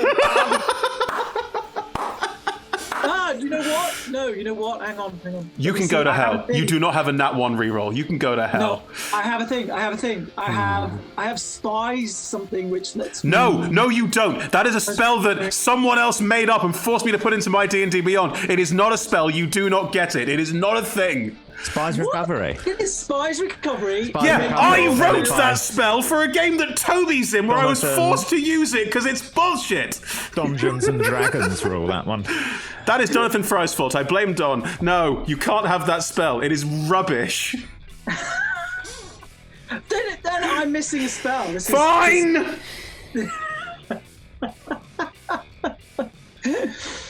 Get a void traffic incident. That's I'm going to reroll. I'm going to add a D4 to it. Yeah. Judah casts Disappoint DM. It does. Oh my god! Is it another that one? Yes! Matt, you know what that is? That, my friend, is the universe wants you to die. That is so harsh. I got a 4 on the D4. Congratulations, you rolled a 5. It's 10 total. Congratulations, the car crushes you. Right. Now, Anastasia, because I am a gentle and kind DM, can you please roll me the car's crushing damage? Because you have that, don't you? Yes, let me look. So harsh. Crushing wheels. Yeah, that's the one. Okay, wait. Oh, yes. Okay. Oh, 2d10. That's not too bad. Yeah, it's not too bad. It's not too bad, Matt. Unless Is I it roll double because the next 20? It's not. I rolled decently well. It's a 14. Okay, Judah, you take 14 points of damage and you are trapped under the car. Okay, that's excellent. You are that's considered restrained by the car. Was there an explosion of feathers? Yeah, as the car went through the air, just when there was just this explosion of feathers where it went through Judah. Perfect. Love it. Amazing. But yes, Rahazor Lua, you also take the 14 points of damage as you are thrown around the car. And canonically, actually, I'm sorry, Rahazor, you take half damage. Lua, you take full, because Rahazor is wearing a seatbelt! Wait, sorry. How much damage am I taking? 7. Was it half of 24? 7. Oh, No, 14. 7. Whereas Lua 14. takes full damage because Lua basically smashes through the windshield because Lua was half hanging around the front seat of the car. Can Rahazor say smugly? Yeah. And that's why you wear a seatbelt. Yeah, of course you can. Listen, Smugly. he got everyone into that gate, okay? I don't want to hear it. Plus 15 persuasion. Anyway, the car is now over there. Thick, you were standing next to the car and just watched it go, and the tides have certainly turned a little, is fair to say. The Garistro gets 3 attacks. So after throwing the car, it's going to look across at Andreas and the Marilith and is going to try and punch Andreas. Predictable. That is a plus 13. 14. No. I'm trying to work out what 19 plus 13 is. 32? I mean, it's more than my armor class, is Is what it? it is. Are you sure? I'm just checking. Is it I'm more than your... 100% Yeah, sure okay, it is. good. You are just this gigantic... As you're sort of blocking off these sword attacks, you turn, and this massive fist the size of your head just hits you in the side of the head. Go on. But for protezione from evil. Oh, I am sorry, of course. Where So are you my need manners? to get another 5 or more, I think. You have to say, I rolled a 7 plus 30. It's a non-nat 20. No, are you shitting me? My armor class is 21. A massive fist comes flying towards your face and just stops right beforehand because it can't punch you because you are protected from evil and good. I definitely give it a little kiss. Cool. In which case it's going to use its horns. It's going to get angry and just sort of lean its head forward, and it can't charge you. You're too close. It's going to try and gore you with its horns. I'll roll a disadvantage. I'm trying to use the other demon as like a, Yeah, a tree. That's a 10 and an 18. So that's a 23 to hit you. That'll hit, yeah. Yeah. Is that with... Oh, that was both rows. Okay, yeah. Yeah. The horns do a lot more damage than the fist. So that is 7d10 plus 7. Now, as I don't know the rules, you're going to need to tell me how to do a concentration check. Roll a con save. Yes. 3, 5, 7, 13, 19, plus another 7 is 26, plus 7, it's a low roll for 7d10, 26 plus 7 is 33 points of damage from the horns, as it just sort of, it gores into you and sort of awkwardly, like almost picks you up with its horns pushing into you and up. It's pretty grim. Doro! Doro! I say. Okay. So what do I need to do for the concentration check there? Constitution save. I wonder if you get disadvantage of racial insensitivity? Still deciding. Not racial insensitivity. That's... roll me a con save, and you have to roll over a, was it 33? So you have to roll over a 20... Maths, 17? 16. I got a 12. Yeah, protection from evil and good fades. Happy DM. That's the end of the Garistro's turn. The Marilith is going to attack you, Andreas. She gets 7 attacks, 1 for each arm, plus the tail. And protection from evil and good is now gone, right? My God. Is that correct? Yes, yes. Is it gone? Yes, Chris, it's correct. I'm going to roll all the swords first. This is all the swords. We have... Oh, they're not that good. A 13 to hit. A 16 to hit. 21. The armor class is 21. A natural 20. That will most likely hit, yes. Yes. An 18, 21, and a 22. So 3 hits, 1 a nat. So 1 crit and, yeah. So that is, it's 2d8 per hit. So that is 8d8 plus 3 times 4, 12. 5, 7, 15, 20, 30, 42 points of damage from the swords. As she just starts, all the swords spin around incredibly quickly, cutting into you deep and fast. And as they do, the crit obviously cutting much deeper and faster, her tail will also whip around and try and grab you. It's not so good. It's only a 17 to hit you. The tail whips around and tries to get you. You dodge out of the way of the tail as it tries to grapple and restrain you. But you managed to dodge that one. Congratulations. Yay. Judah, you're under a car. I am, which is great. It's where I wanted to be. This is they've fallen into my plan. Yep. See, this is what's happened here. Yep. I am going to cast Mold Earth, and I am going to fuck up their garden because they're clearly very proud of what they've done here. And are you trying to dig your way out of the car, under the car?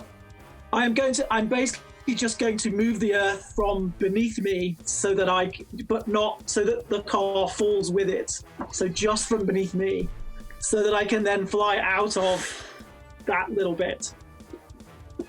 That sounds like a difficult operation and the kind of thing one could say get wrong. So why don't you roll me a d20 and make it an Arcana check for me? Hey, Arcana. This is using magic. Come That's on. great. Come on, dice gods. Come on, dice gods. Give me another one.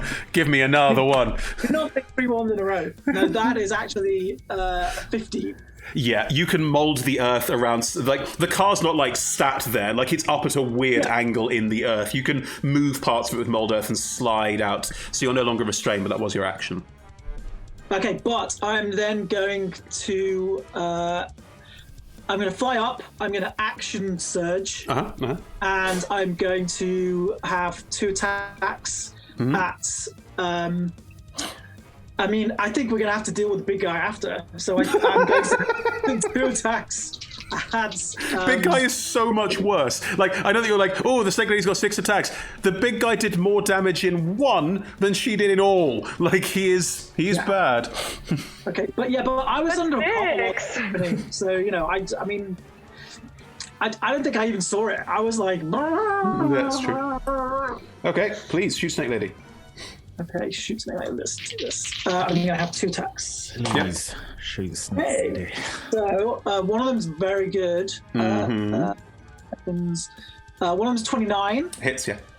One of them is 20. Yeah, both hit, yeah. Both hits? Okay, cool. Yeah, she's fantastic at in melee, but at range, she can't block things. Oh, good. And you are near her, so we're doing that. Attack, yes. Yep. And we're doing that. So that's actually pretty good. So 6, 11, 13. That's 21. That's 26. And I feel like we should. I feel like I want to try a trip attack. She's gone. It's me next, and then it's other people, right?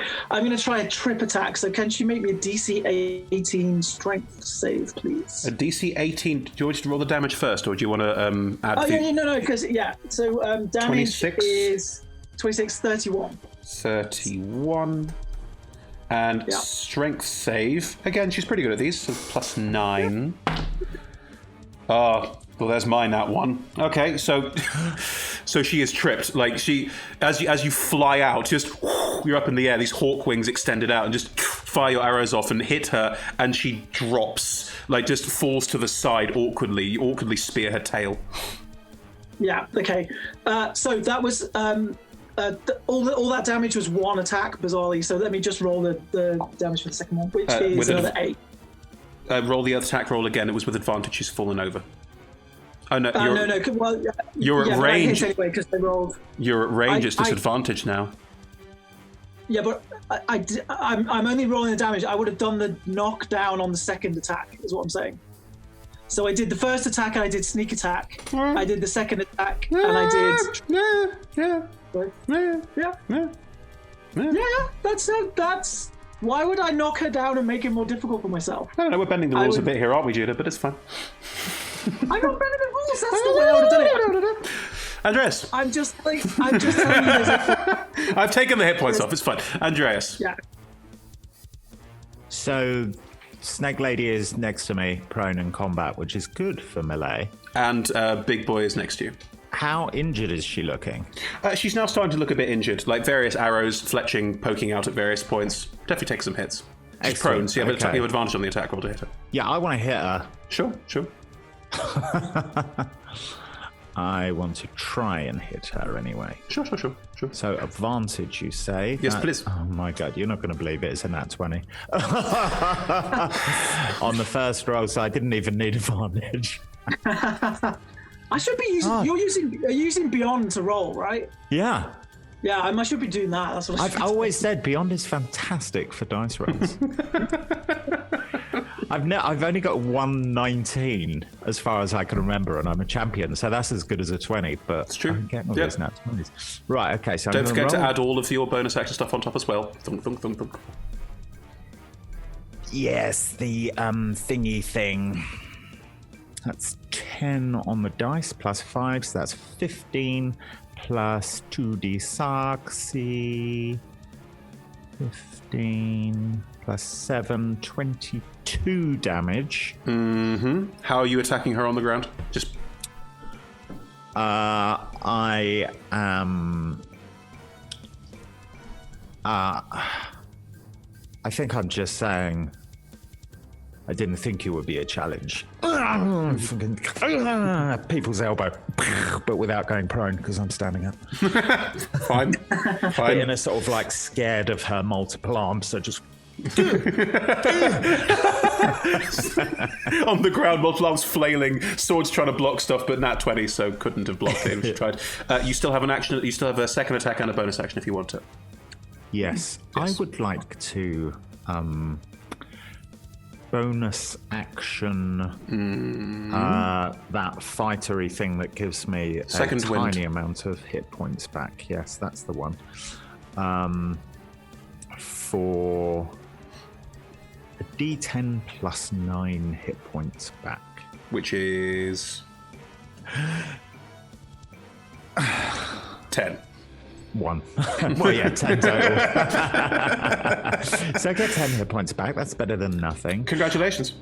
I think I'm also going to... You have a second attack, but otherwise you've already... Oh, fuck yeah, of course I've got a second attack. Brilliant. Yeah. Okay. Yeah, well, I'd just do that, because that's fantastic. How injured is she looking now? I mean, relatively.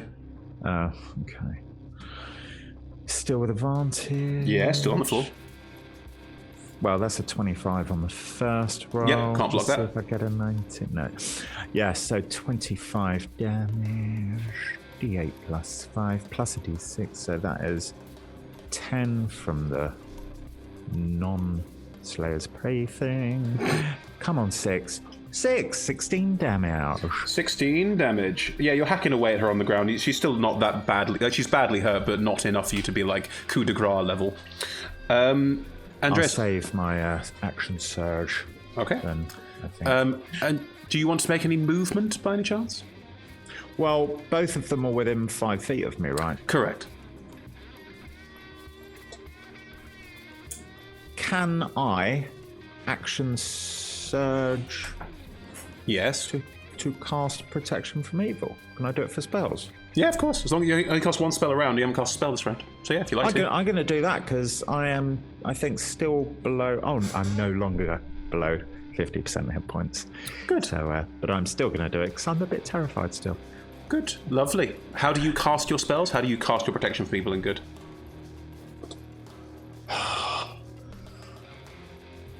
Good freeze. Tempest! God of War! Icewind Dale! Snows protect me! Arnie comes out full force. That's what that was. Okay, good. Right, awesome. So as Andreas flails around, Thick, it is your go. We're about to go to break, so tell us what you're going to do. Tell us how you're going to one-up this situation. Do you have a nice button for us for the break? I think at this point, how far away am I from everybody? This whole fighting situation. The carnage, as in the car that's been thrown away, is about 20 feet over that way. But in front of you, they're about 5-10 feet ahead of you. You're not in melee. You were next to the car when it got thrown, but you're about 10 feet ahead of you are these two devils currently fighting Andreas and Andreas himself. Okay. Weird question. Sure. The person was the devil that I had a fun chat with and that is now gone to get coffee. Yeah. Was they wearing any specific clothing? Yeah, they had a toll person's outfit. Okay. Mm-hmm. Are the others wearing this as well? No. Okay. But they do have various pieces of clothing on them. Like the Garisto's got like leather scraps and very sort of like that sort of like bro jock look. And sorry, bro jocks don't wear leather straps. I don't know why. Let's say they do. They do now. They do now. In my world, they do. And the Marilith is wearing sort of like nice, like Marilith's got a Hawaiian shirt on. I just decided that is a thing that has happened now. Oh, I probably wouldn't have attacked her then. It's got 6 armholes. I'm now picturing this Hawaiian shirt with 6 sleeves. It goes all the way down. Yeah, that's a lot happening there. That's a lot of tropical print. A lot of sleeve, yeah. Well, I am going to make myself look like Devil Friend that just left because I can do that. Just same amount of limbs. I'm a changeling. Yep. I can do it at will. Yep. You turn into a devil where you have like a sort of like this strange like light blue toll person's outfit, but you have a sort of exposed rib cage with a small mewling creature inside your rib cage. It's all very odd. Yep, okay. And I still have the folder in my hand. Mm-hmm. And I'm just gonna that's I can't find the papers anymore. And that's where we're gonna go to break. Unbelievable. See you in a sec, everyone. Bye.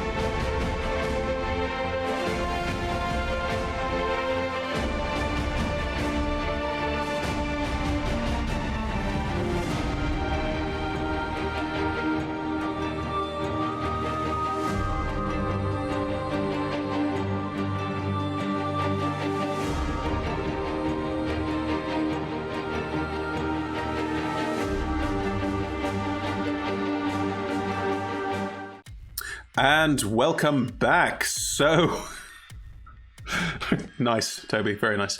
We're in the middle of some pretty funky combat. Kienna, Fick, I'm guessing you're angling for a deception check here. Would I be correct in that assumption? I'm absolutely angling for a deception check here. Sure. Make me a... I think this might be contested, because, they're not idiots. They saw their buddy with the folder, but then there was some combat. They might be confused. I will allow for a deception versus an intelligence check to see what's going on. So please roll that deception check for me.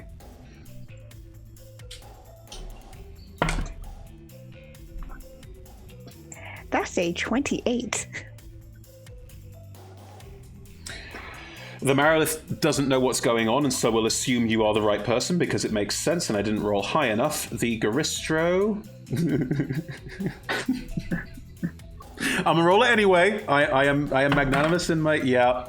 The Garistro rolls a 2. Oh. What? But they attacked us! Well, I don't know, we're kind of ready for a fight anyways. I mean, yeah, always, but I mean, look, I gesture towards the lawn where it's been all torn up. Oh, no! Destroyed. Oh, Lord Mammon really likes his lawns. Yeah, and we just wasted a bunch of water and stuff like that. Oh, no. We should maybe focus on cleaning that up. Oh, no.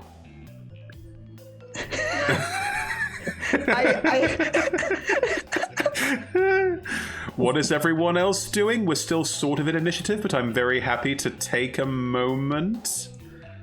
Toby, I have no idea what you're doing. I don't know what that is. I'm getting ready for the next axe chop. Okay, so you're holding your axe up in a very threatening... No? Okay. Well, it's so confused, were we fighting or what? Next in initiative would be Lua. Lua, how do you handle this moment of short tension that might lead to the combat stopping? Or might not? Well, considering that he was thrashed around in a car shortly after he made a failed attempt at an attack to protect Andreas, I think he's in a lot of shame right now. So he's gonna stay in the back of the car and he's gonna start playing his guitar. Okay. Is it upside down, the car? The car is at a very odd angle sticking out of the ground, yeah. So yeah, I'm probably Oh, sorry. Oh, I was gonna say I'm probably face planted into the passenger seat or something, and I'm just playing some. Okay. Razor, what are you doing? It is your turn, technically. Is Razor in the driver's seat, the airbag went off, that kind of vibe? This car doesn't have airbags. Don't. All right, that's a good point. Or the witch bolt hit still the going? imp back. The witch bolt would have been... The concentration would have been... You would have lost line of sight easily. And I imagine, line of sight, concentration, all that stuff. Yeah, so I think Rahazor will try to open the door and get out of the car, maybe, if possible. Before Rahazor does that, Lua speaks up and he says to him, he's like, Rahazor, a question. Do you think Andreas is gay, or am I just wasting my time? Boy, that's a tough question. I'm not so good at these things, but I think he hasn't shoved you off yet. That's all I can see. But I mean, he could also just be being real nice to me because he doesn't want to hurt my feelings, or he just forgets that I'm there sometimes.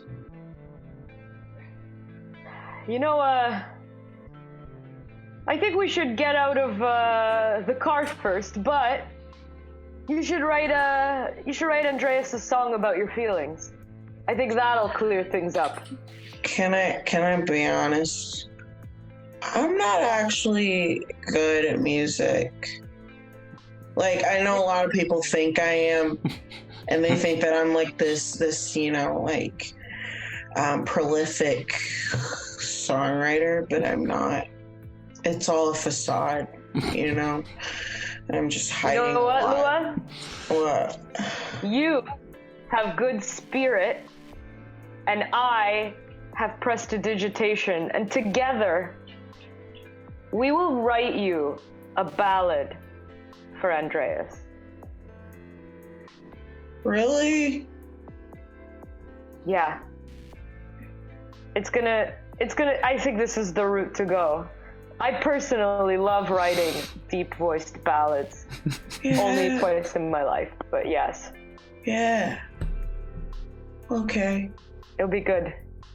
I think you should compare your love to a car driving down a really smooth road. Like, it feels good. And we'll work around those lyrics. Okay. Rahazor is saying all this as he's trying to like push the car. He's just like clearly uncomfortable with emotional discussions, trying to get out. Your door. Like, "Ugh." Your door is like in the dirt, so you have to roll me something to like get the car door open. I mean, it's open top. There's You could no just roof, is you could that? just climb Yeah. out. You could just climb out if you wanted to. Yeah, I think like Riser will do a slightly more flashy thing, and he is going to use a bonus action to use a sorcery point to gain a flying speed equal to my walking speed and just fly out and hover and turn to Judah and say, "See, I could do it." What does your flying look like? Because Judah's flying is the majestic soaring of a eagle-like hawk. Oh, yeah, mine is also majestic, Sure, but in sure. a very different way. Sure. It's like tentacles coming out and flapping, and like you're not sure that they're doing anything, but hovering is happening. So yeah, out of the shorts, like two sides, like on the hip side, and they flap a bit. And then maybe from the beard to come out as well. It's kind of like a slimy butterfly. Like beautiful, but gross, but beautiful. It's very confusing. I think what Rahazor says is like, yeah, and I think we also need to we might have to tell Mammon about the damage to this car and get a replacement. But you know what? You guys seem like hard workers. Maybe I can look past that if you get me another brand new, really, really good car. Okay. The Garistro is going to look at Andreas with the weapons still. And will walk towards the car. Andreas, you would get an attack of opportunity if you wanted it.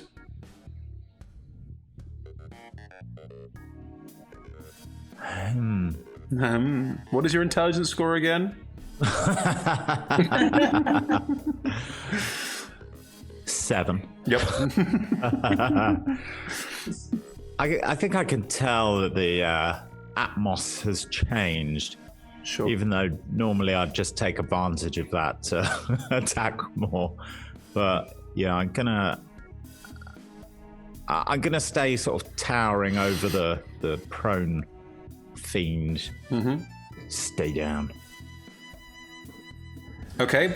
The Garistro is going to walk over to the car and is going to pick it up again. Just pick it up out of the dirt. You're still in the backseat, Lua. Just get picked up again. And is going to walk the car back over to the gravel path and put it down. And is then going to, like, wipe some of the turf off the front. Does the car look okay? Like, kind of? How's the wooden axle?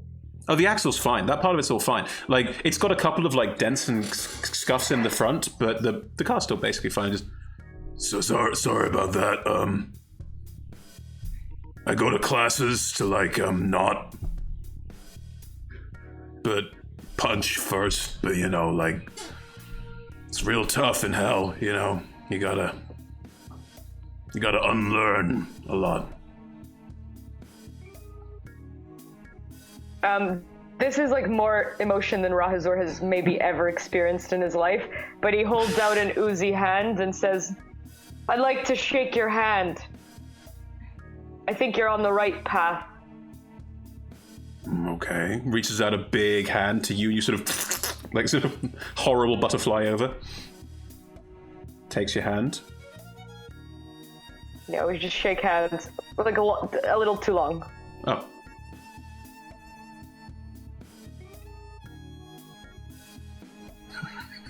All right. And then Kaiser reaches out the other hand so that they can complete the handshake and get all hands used.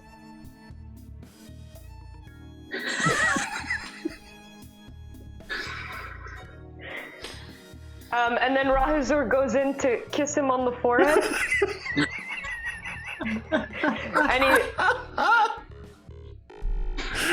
And then as just the final touch, he uses his telepathic speech to just say it's gonna be okay in his mind. You're safe now. And you're doing well. And you're also very strong. Have a nice day. And that's it.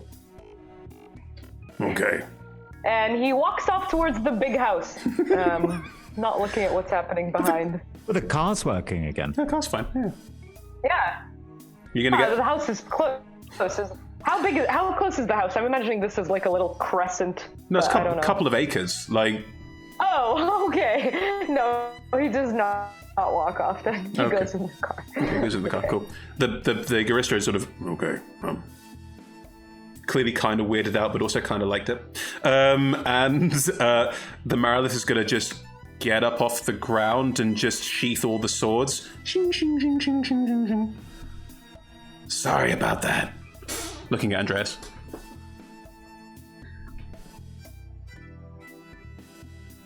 Oh, you hit me. I didn't notice. It's no worry. See you on the way out there. Are you also getting back in the car? Yeah, I jump in and I say, imp, mot ahead, ace of spades. How's the imp? Oh my god, the imp. Even more traumatized. Just the unhappiest imp in hell. I rolled a nat 1. Oh. What does it look like? Little smear. But the CD's still okay, right? The CD. It is not. The imp is a pulped mess in the front of the car. I think Lua probably crushed it by accident while flying around because I'm not wearing a seatbelt. Lua's first kill. Hey. No, you killed a bitter devil in the last game. I cannot. That's not the credit you get. But yes, the imp is gone. I'm gonna put this back and like holds up the folder. Mm-hmm. As you say that and turn back towards the guard hut, the devourer is just going to walk out holding a coffee and going, I am running and going to, you know, when you casually go, nope, and you just take that person into the place that we're coming out of.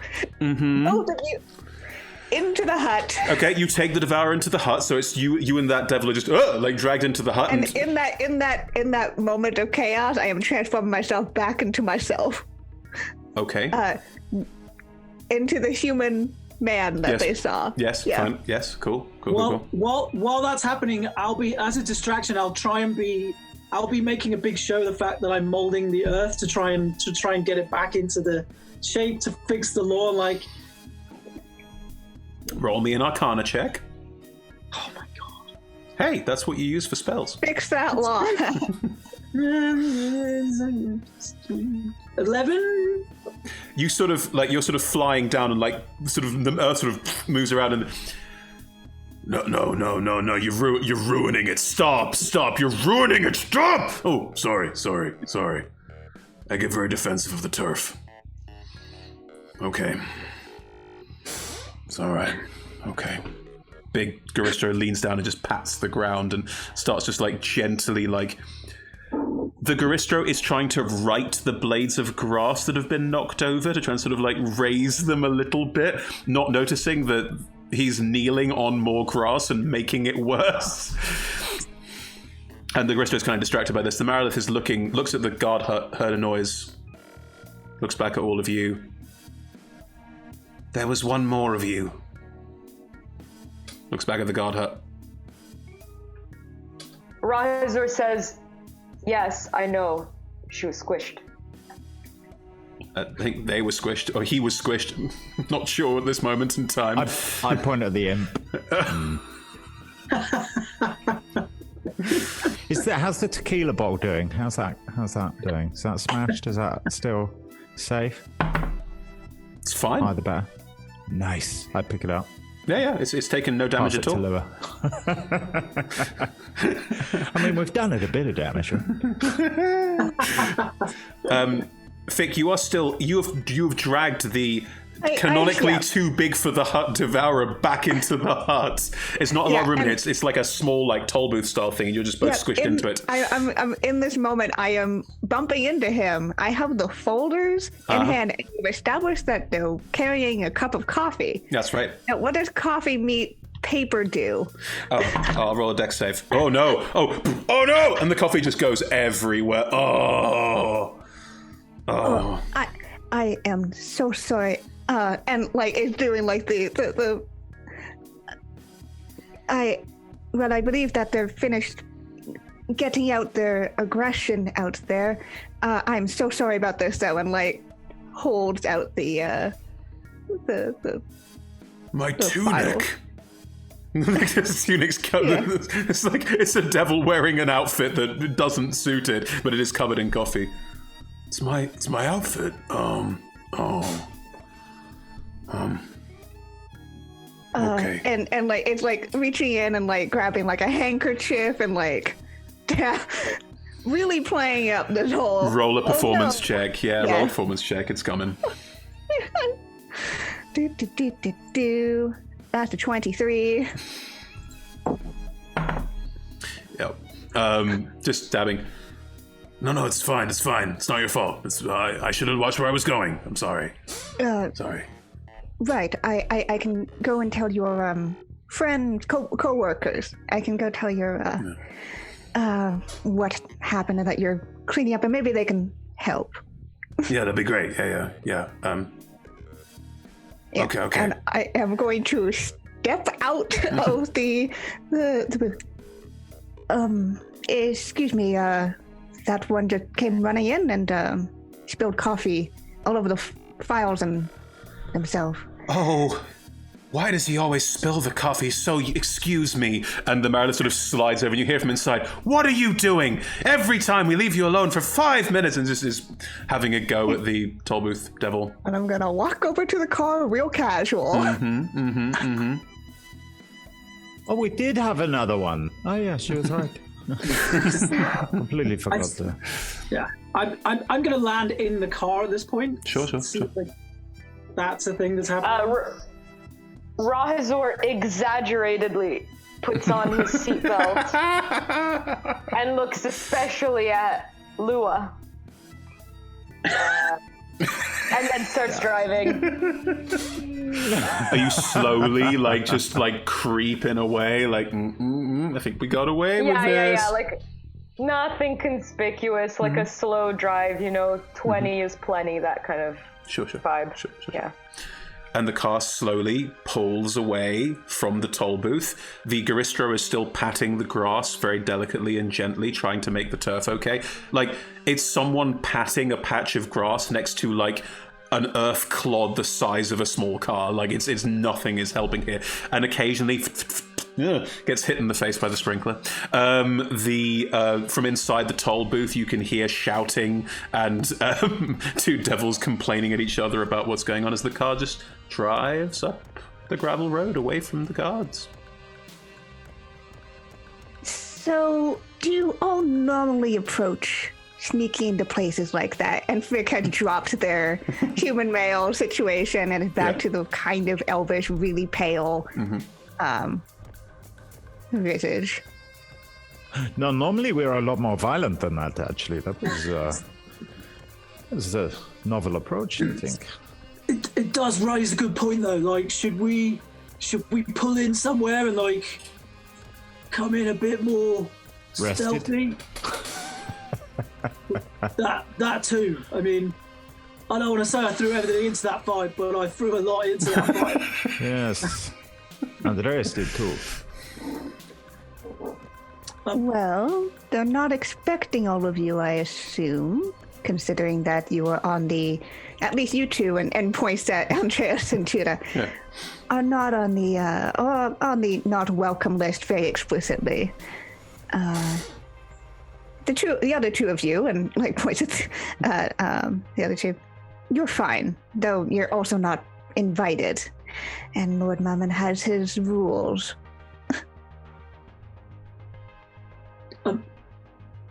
Why are you here? You said you're here to get your soul back? Yeah, for a, I might have had a little game with Lord Mammon, and I may have bartered a piece of my soul. And, well, my patron is not so pleased with the fact that I have now promised my soul to two different entities.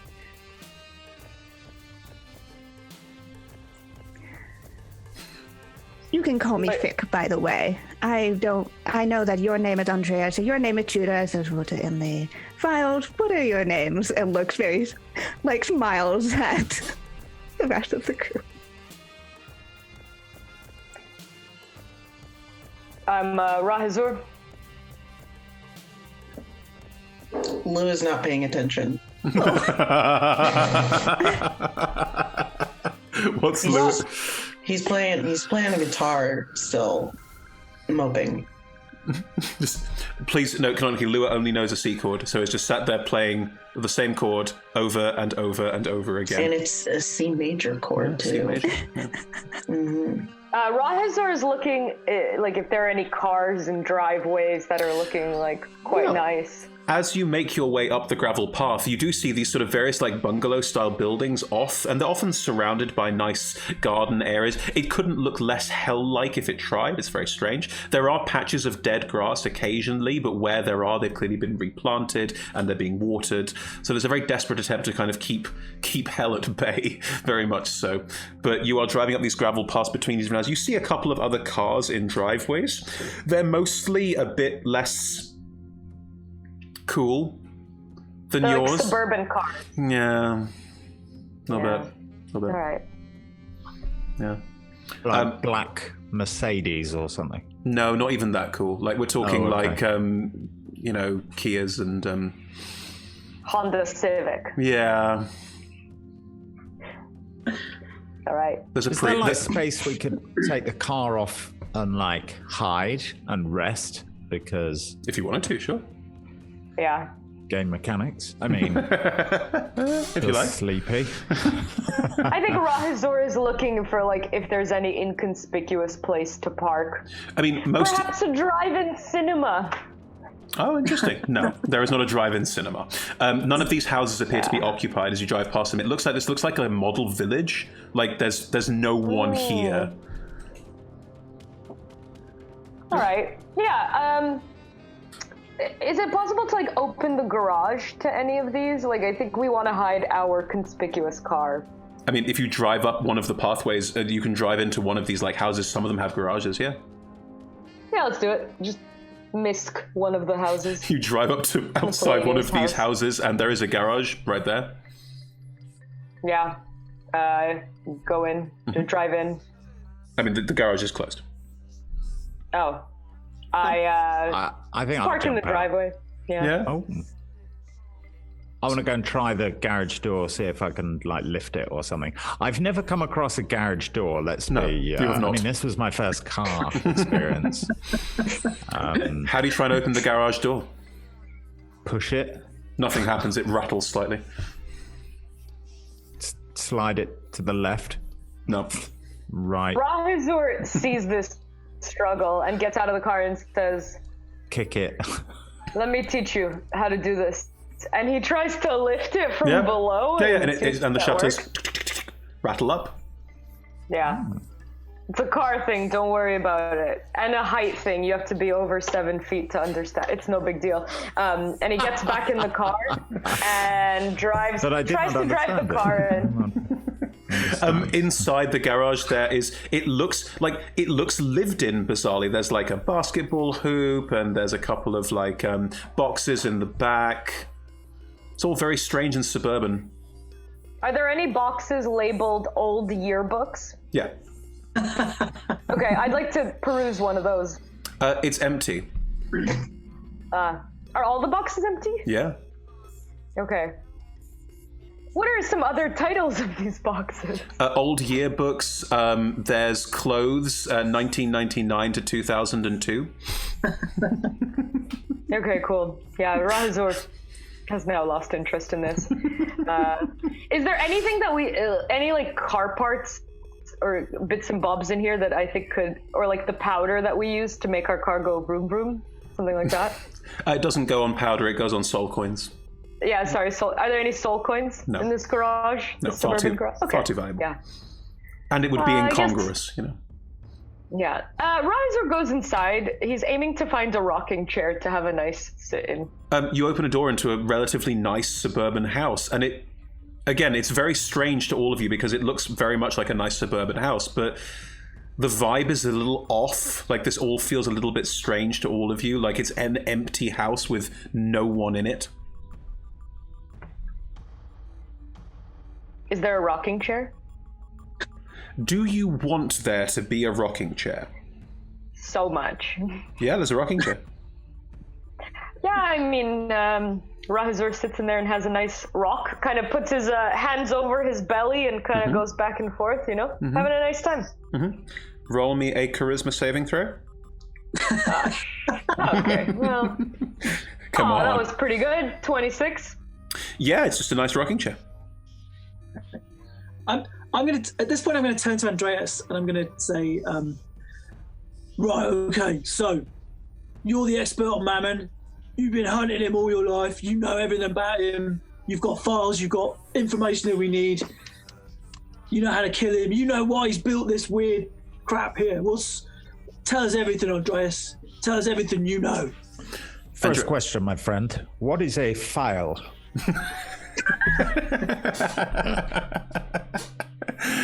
To escape from prison with, you do the... I do not have any files for Mammon, but I know much information about him. Roll me a history check. Intelligence 7. Yeah. I feel like I've been doing homework. Oh, I was like, that's going to be 19, but no, it's -2, so it's 15. Sure. None of this, like, Mammon likes creature comforts. Mammon is very much a creature of a lot of wealth and a lot of, there's a lot about Mammon that speaks to his desire for nice things, but none of this looks particularly nice. It looks sort of lived in, but there's no one here.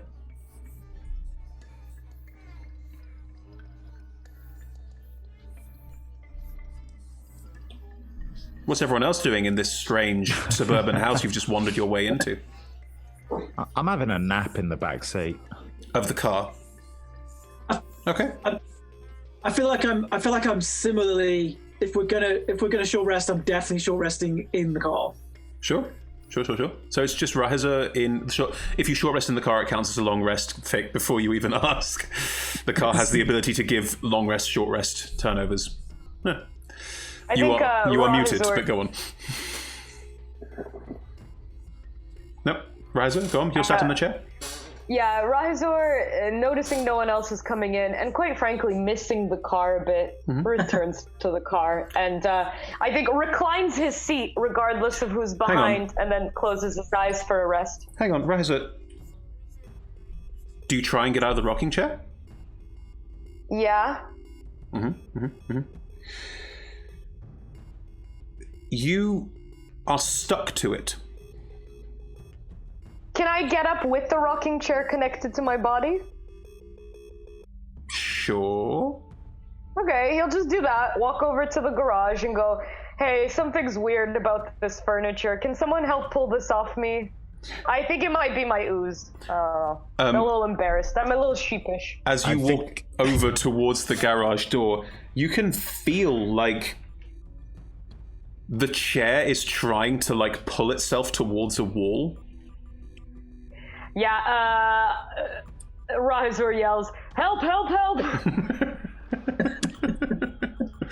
Panicked. And if possible, uses some tentacles to try to, like, I don't know, grab at something. And We'll see what happens in a sec. I think we might be an initiative roll-off, but we'll wait for a sec. Any other thoughts, anybody? I want to try and help Razor, but at the same time saying, yes, it looks like this rocking chair is designed for someone who is very tall, and you do not fit the bill for the design, so probably fiends or giants, Jacentans. Are you getting out of the car? I mean... Yeah, the driver's in trouble. Okay, you get out of the car. As you step out of the car and try and step towards Rahazur, your feet are sticking to the floor. Oh dear.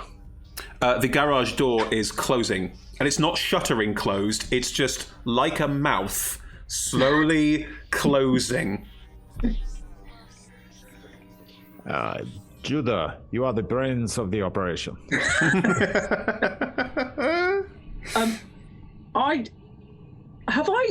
What's the biggest mimic that I've ever seen? Not as big as this one. All of the walls, everything is now slowly starting to like gooify, and you are inside a giant mimic. Let's roll some initiative. Those of you in the car are not stuck to the giant mimic, just FYI. Just let you know. Okay.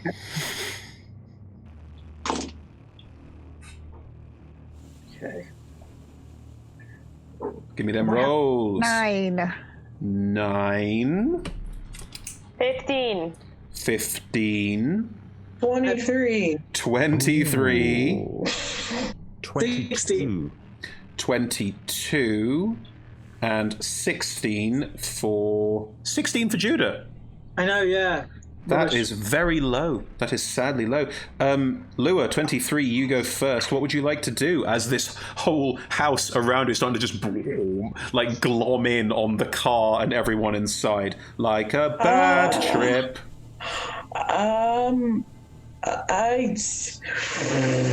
Okay. So, like, is there any other, like, quote-unquote human part of this house that we can see moving, like on the inside of the garage or anything? It's all oozing now. Okay. Like, what the fuck? What about? Okay. I'm gonna try stab into the walls. Are you going to stay in the car and stab out of the car into the wall? I think I'm gonna throw. I'm gonna try throwing again. Okay, make me an attack roll. So I'm not gonna Guess you got friends within 5 feet of it. Yeah, definitely. I'm not gonna do shit. I got 5s on both of those. Okay, what's your attack modifier? What do you add to the 5? Plus... Oh shoot, where'd it go? Oh my gosh. Plus 5. So 10 total. Garage door. Yeah, you hit the wall. Your dagger just flies out and hits into the wall. Oh, okay. Roll me all the damage. Roll me all the damage. All right. It's sneak attack. There's allies within 5 feet of it. Okay. So that is 8 plus 16 plus... That's sneak attack. Oh gosh. 41. 41 points damage. Your dagger hits into the wall, and as it does, it just gets swallowed up. As this whole thing just keeps glomming in on all of you. Doesn't seem to even notice it was hit. Oh my god. Oh my god. Oh my god. Andreas, you're currently stuck to the floor, which is slowly gooifying. Punch it! Punch the floor! How long have we been since the front gate? About 10 minutes. Yeah, not very much. About, as in less than the 10 minutes of my protection from evil, or more? In Oh, fact, I it's not a see. fiend, is it? It's not a fiend. No, it doesn't matter. No. Okay, I would like to, I think, try to cast Zephyr Strike Interesting. and say, "Get off of my friend, giant fiend house beast!" and try and like wrestle Razur out of the armchair. So Rocking chair, canonically. yes. You are still stuck to the floor. Rahazor has a little moment and he's like, he called me a friend. Can I escape from the floor, or is it Yeah, just it's a grapple check. Go for it. It takes your action. Oh. Oh, well, I can't do it then. Oh, no, it's a bonus action for Zephyr Strike. Okay, interesting. Okay, so a grapple check. Now, this is also interesting because I have advantage on grapple checks with my armor, would you believe? I do. Which I'm pleased I got because the 2 6s. That's 16. Yeah, you can pull your feet out of the floor. Nice. Yeah, as you start moving towards Rahazor, that's fine. That is your action and bonus action. Great. Do I get to Razor? Yeah. Okay. Start pulling And then I Razor. Yeah. Sure. No problem at all. Judah. So did this thing's oozing in now and weeding out and is obviously a thing. Did it react to the daggers going into it? Was there anything at all? No. Not really. Okay. So a bit like, I guess, a bit like hitting the mastiff thing. I'm going to shoot twice. I'm going to take a -5 penalty to both, so I've got +7. Yep. Because I'm going to try and do max as much damage as I possibly can. Sure. Okay, that's pretty good. So yeah, so I get +7. So I do one's 17. Yep. And one is 15. Yeah, both hit. Okay, both hit. So, and I do have allies within 5 Yeah, feet. you do. Yeah.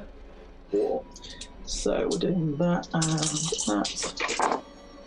Okay, so that's good. 9, 10, 11. Does it even have hit points? Yes, of course it has hit points. Okay. So 22 of that, and then that's the second one. So It has a lot of hit points. And then It's a house. 34. So that is 54 damage from two hits. Yeah, you fire arrows that just... They cut into it, but they also get melted away very quickly. Okay, and does it again? Is there any kind of reaction from that, or does it just look like, okay, wow? You are level 15 characters. I have to do something. Oh yeah. No, I understand. So Fly at out this the point- garage, I would imagine. Guy, you At this can't. point, Doors are At this point, closed. I scream the word mimic because I'm pretty sure it's a mimic. Yeah. Mimic! It's got all the telltale signs of a mimic. Yeah. Yeah. And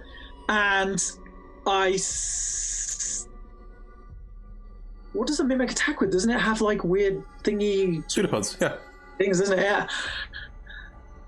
So I am going to bonus action hide in the car. Go ahead.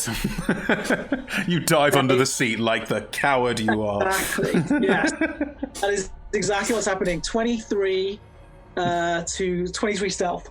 Once again, you are showered with detritus from under the seats. You cleaned this not too long ago, but Lua lives here now. Good, right? He bravely ran away. He bravely ran away. Right, that's the end of Judah's turn. Rahazur, you are stuck to the floor. You are there's a chair stuck to your bum. Ready for some gross stuff? Always. a thing I can do, which is called Revelation in Flesh. As a bonus action, you can spend a sorcery point to magically transform your body for 10 minutes, and you can spend 5 feet of movement to escape from non-magical restraints or being grappled. I'm going to give that a go. How are you transforming your body? What is it? I think. Oh gosh, how do I want this? Slug, I think just slug. Okay, yeah. I think I definitely like my body like oozes extra to get slippery, and I like wriggle around. Okay, you wriggle out of the chair. I wriggle out of the chair, and then you did mention this was a bungalow, correct? Yes, single story. Famously, very wide area, right? So I'm going to cast, what's that fire one? Firestorm? Something like that? Is Revelation of Flesh an action or a bonus action? It's a bonus action. Unbelievable. Yeah, Okay. I'm gonna do a firestorm. I use a sorcery point. What, throughout the entire firestorm. bungalow? I'm gonna do it like just like the back, like the bedrooms we didn't go into. I'm just like, I don't need to see where I'm doing the firestorm, but just like the children's bedrooms, like that kind of area, the back annex, like not the living room garage, but like whatever's over there. Assuming that whatever's over there is still the same mimic. So What kind of saving throw do I make for this? Dex 17. Are you a dexterous house? No, I am not a dexterous house.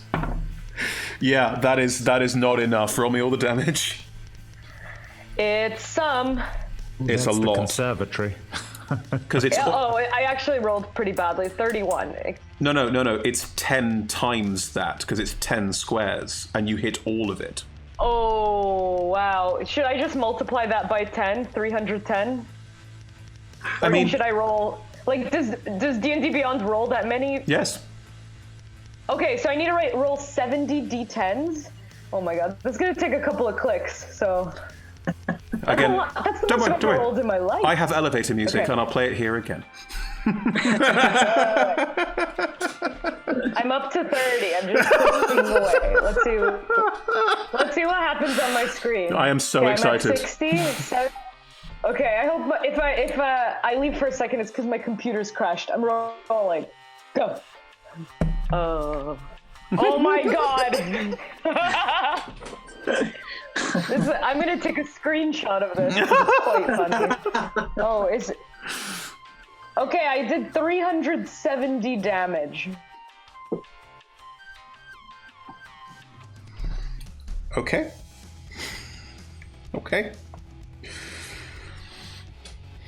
Nice. That was That's the my greenhouse turn. too. I'm going to give you the visual from outside the house first. So, you drove the car into the garage, and from the outside, the house looks perfectly normal, because on the inside, what it does is not the same as what's on the outside. There's a couple of moments of silence. Then, the house sort of swells up like a big fiery balloon, just... And then part of it bursts and a gout of flame just pours out the top of it. It's all like the heat that you all feel. Like none of you get burned because you're not in the radius, but you just get this gust of hot air, and the walls around you just like shiver horribly as this sort of blast of flame cuts around the entire space. It's still standing, but it looks like parts of it are burned away. Like this, from the outside, this sort of bulbous mass is just like singed and like concentrating in on what's left of it on the car. Yeah, that's ridiculous. I love it. Very good. These things have very little dexterity. That was maybe the most fun I've had in my life. So. Well, it has very low initiative, so Vic gets to go before it does. Vic, what would you like to do? Well, Frick is still in the car, Yeah. and they're just gonna stretch a little bit. And as they do, there's a little bit of crackling of green energy at their fingertips. Oh God, let Queen be with me today, and I'm gonna cast Finger of Death.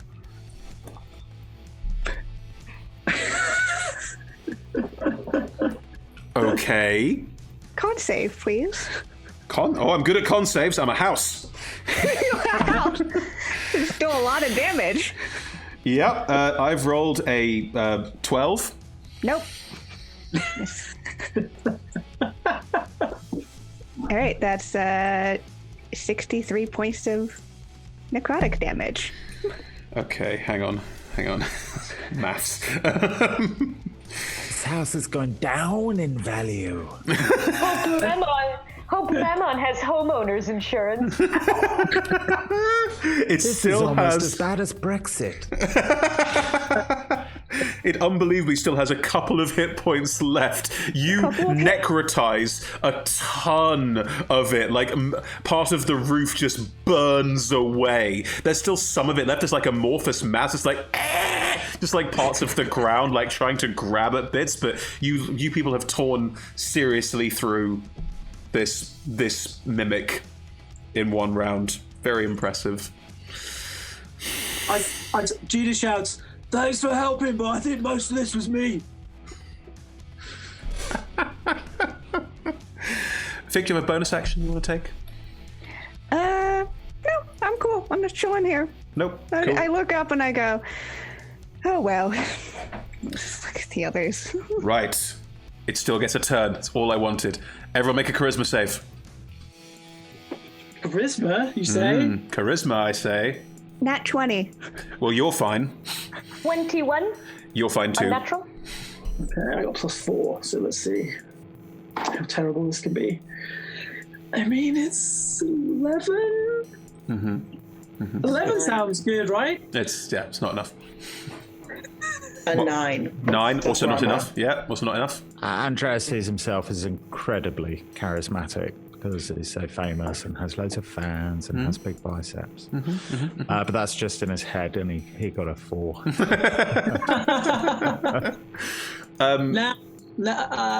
If you say Spy's Recovery, I'm going to punch you in the head. It turns out that it also works with charisma ability. Yes, I'm well aware. I DM'd Toby in the last campaign with this nonsense, deleting it off my Beyond while I remember to do it. Go ahead, re-roll it. Oh, that's a lot better. I love you, Jonathan.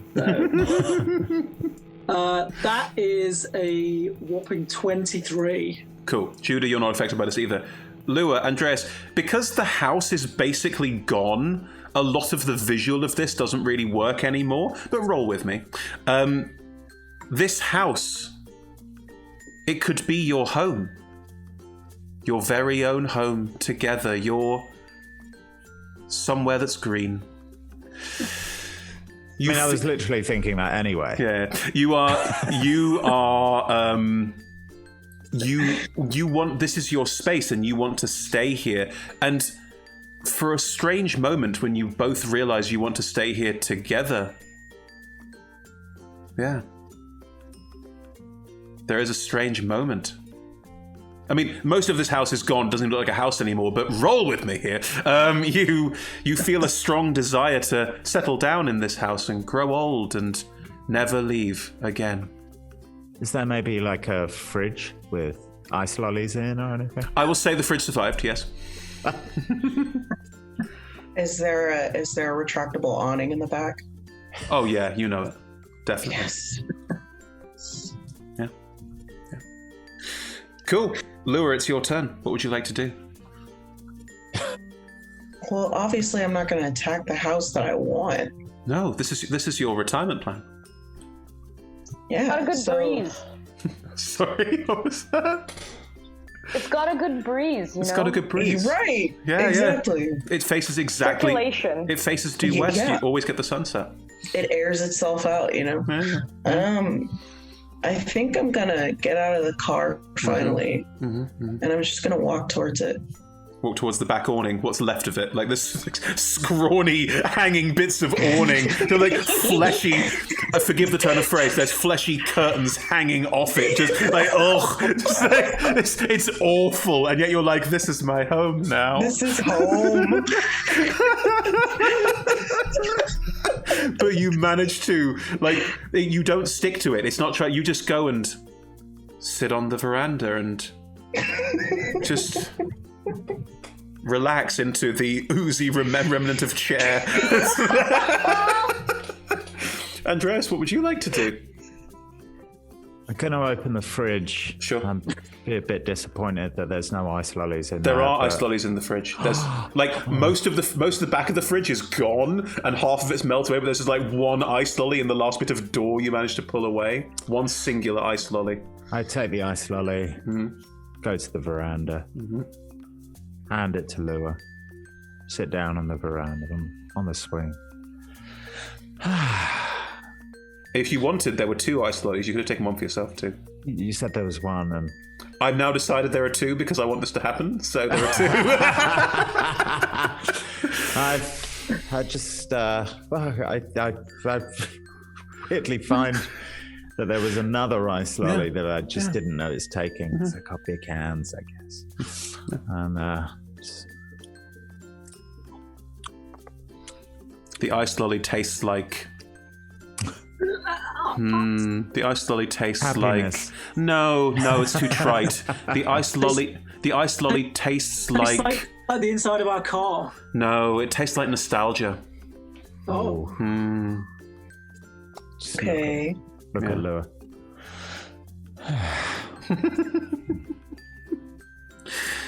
You both take damage, but you don't notice that you're taking damage. You both take 11 points of acid damage as it starts to digest you. No, but it just feels like a warm summer's breeze slowly stripping away your flesh.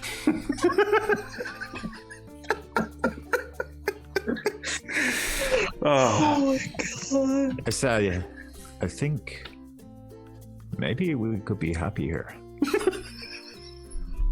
I think so too. Judah, it's your turn. You're not affected by this. What would you like to do?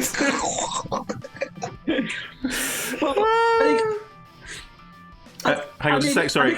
Andreas, can you say that line again under the impression that your mouth has been acided quite heavily? I think maybe we could be happy here. Oh my god. Why does nostalgia taste so terrible? Like fire in my throat. It must be the tequila. This lolly is delicious.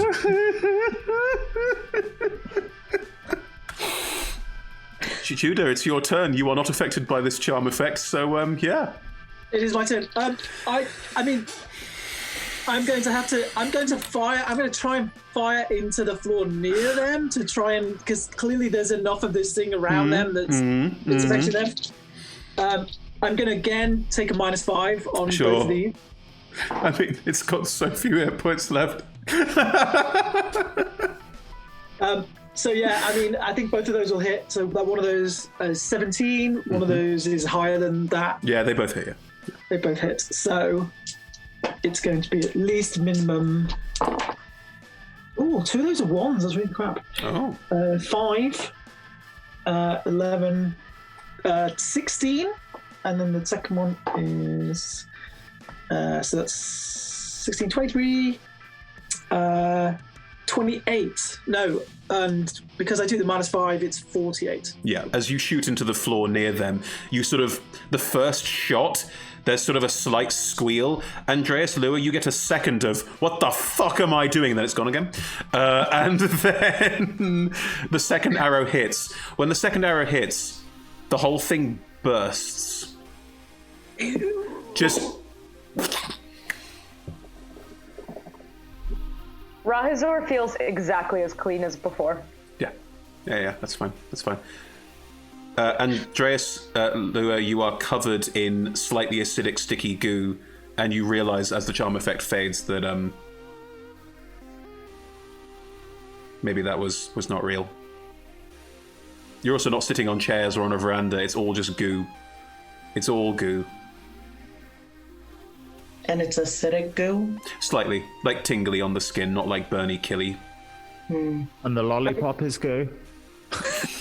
And the lollipop is goo too.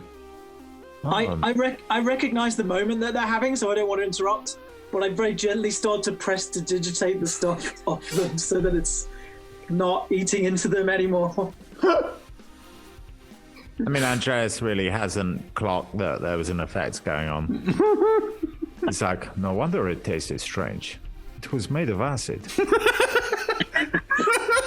He just puts his arm around Lure and looks, waiting for the sunset, which he still thinks is gonna. You're playing that Andreas is so dumb that the charm is permanent. Like that's just a thing. No, not permanent. It's just like, oh, how did I get here in this pool of acid? Still looks like a nice sunset to me. And Lua just looks defeated. Aww. Yeah. You know, none of that was real, right? What? Turns around and like, oh, the entire house is now turned to acid. This is very strange. I'm gonna mage hand the bottle of tequila from the car and just set it down gently next to them on the porch. What was the porch? I'm just sweeping it up before it melts. And tequila. Hopefully it will not turn into acid. Rahazor also comes over and he says to everyone gathered, "This is why I only trust cars and not houses. Unless the house is one of those car houses. Let that be a lesson to everyone. Mobile homes are the only homes you can trust." And he goes to sit inside the car. He doesn't need a response. He feels self-righteous. Are you a car still... house like what we were in Judah? The thing with the demon arms on the bottom moving along the plane. You remember? I mean, it was mobile. I'll give you that. A mobile home. Yes. Yeah. Nice. Right, sorry, are you still slimier than usual? Yeah. Cool. It's hard to tell whether Use stops and Rahazor starts. Yeah, like I'm slimier than usual, but not slimier than I've ever been. I've sat in a car slimier than this, so... Okay.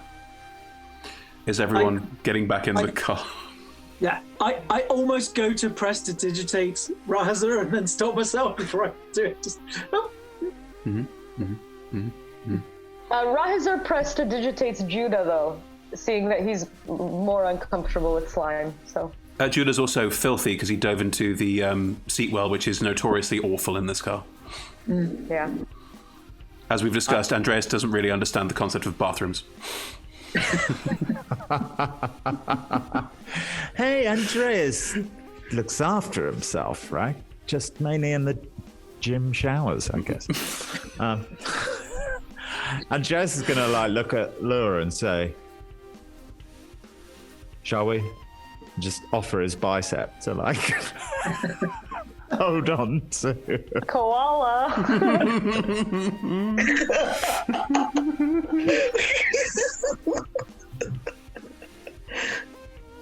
I pull something that's stuck to my head, and I say, "When did we even stop at Kentucky Fried Abyssal Chicken?"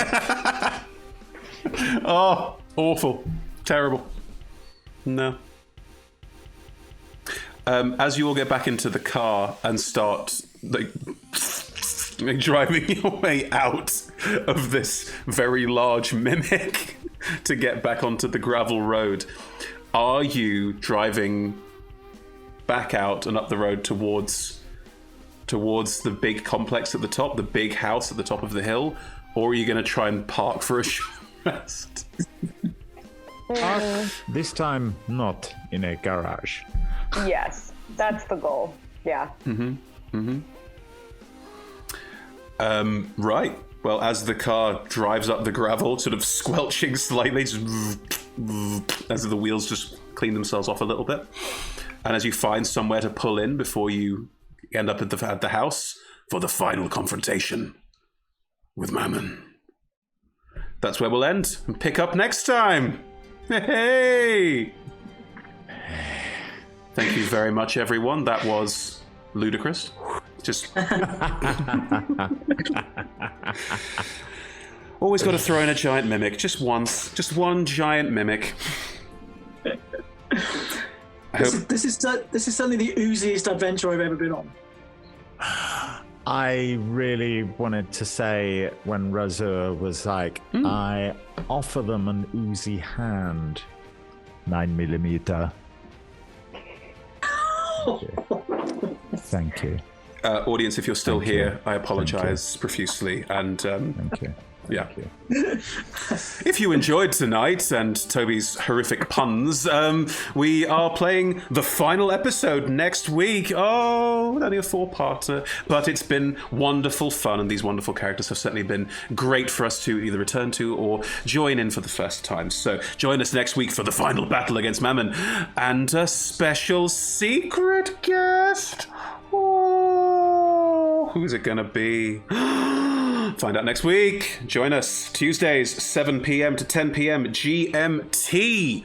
And that's 11 a.m. to 2 p.m. Pacific, and other times you can work out from that, I think. Yeah. But yes, join us next week for the grand finale of Agents of the Nine Hells Redux. All of our shows are streamed at twitch.tv/rolltogetherrpg and often streamed at twitch.tv/DND. And you can find all our content at our YouTube channel, which is currently linked in chat. So check it out. Massive thank you to all of our sponsors. That's Hero Forge, Ultra Pro, and massive thank you to our supporters, D&D Beyond, Idle Champions of the Forgotten Realms, Level Up Dice, and Zavi.com. You have probably about another couple of minutes if you want to try and get this lovely premium zippered folio from Ultra Pro. Just pop your name, pop your something in chat, maybe say something nice about someone of the cast, maybe applaud Toby for his don't do that. But yeah, if there's anything, put anything in chat. UK address holders only though, please, as we are currently only able to post things in the UK, thanks to the way the world is right now. Massive thank you to our Patreon, our D20 Club. Thank you so much for your support of everything that we do. It is greatly appreciated, and thank you again for being part of what we are trying to achieve here. If you want to follow us on social media, we are at Twitter, Instagram, Facebook. We are Roll Together RPG. But before we go, big thank you again to our guest, Kienna. Yay! Thanks again for having me. This was a lot of fun. No problem at all. Where can we find your stuff? Where can people see more of you? Yeah, you can find me over on Twitter at Kienna S. Best way to figure out what I'm doing. I do a lot of TTRPG stuff, whether that's designing and writing or streaming, all that good stuff. I am the co-producer of Salty Sweet Games. We do TTRPG and video game stuff over there. And yeah, I'll just be floating around. You'll see me around these faces sometimes. That's what happens. We orbit each other, and sometimes schedules make sense, and we manage to game together. TTRPG world, we seem to all spend all our time together separately. But this is the way it goes. Thank you again so much, and we'll make sure there's links in chat to see all of Kienna's stuff as well. Lovely stuff. Well, that's it, folks. Join us next week for the great battle. The secret guests. Who will it be? What will it be? Find out next week. Bye, everyone. Bye.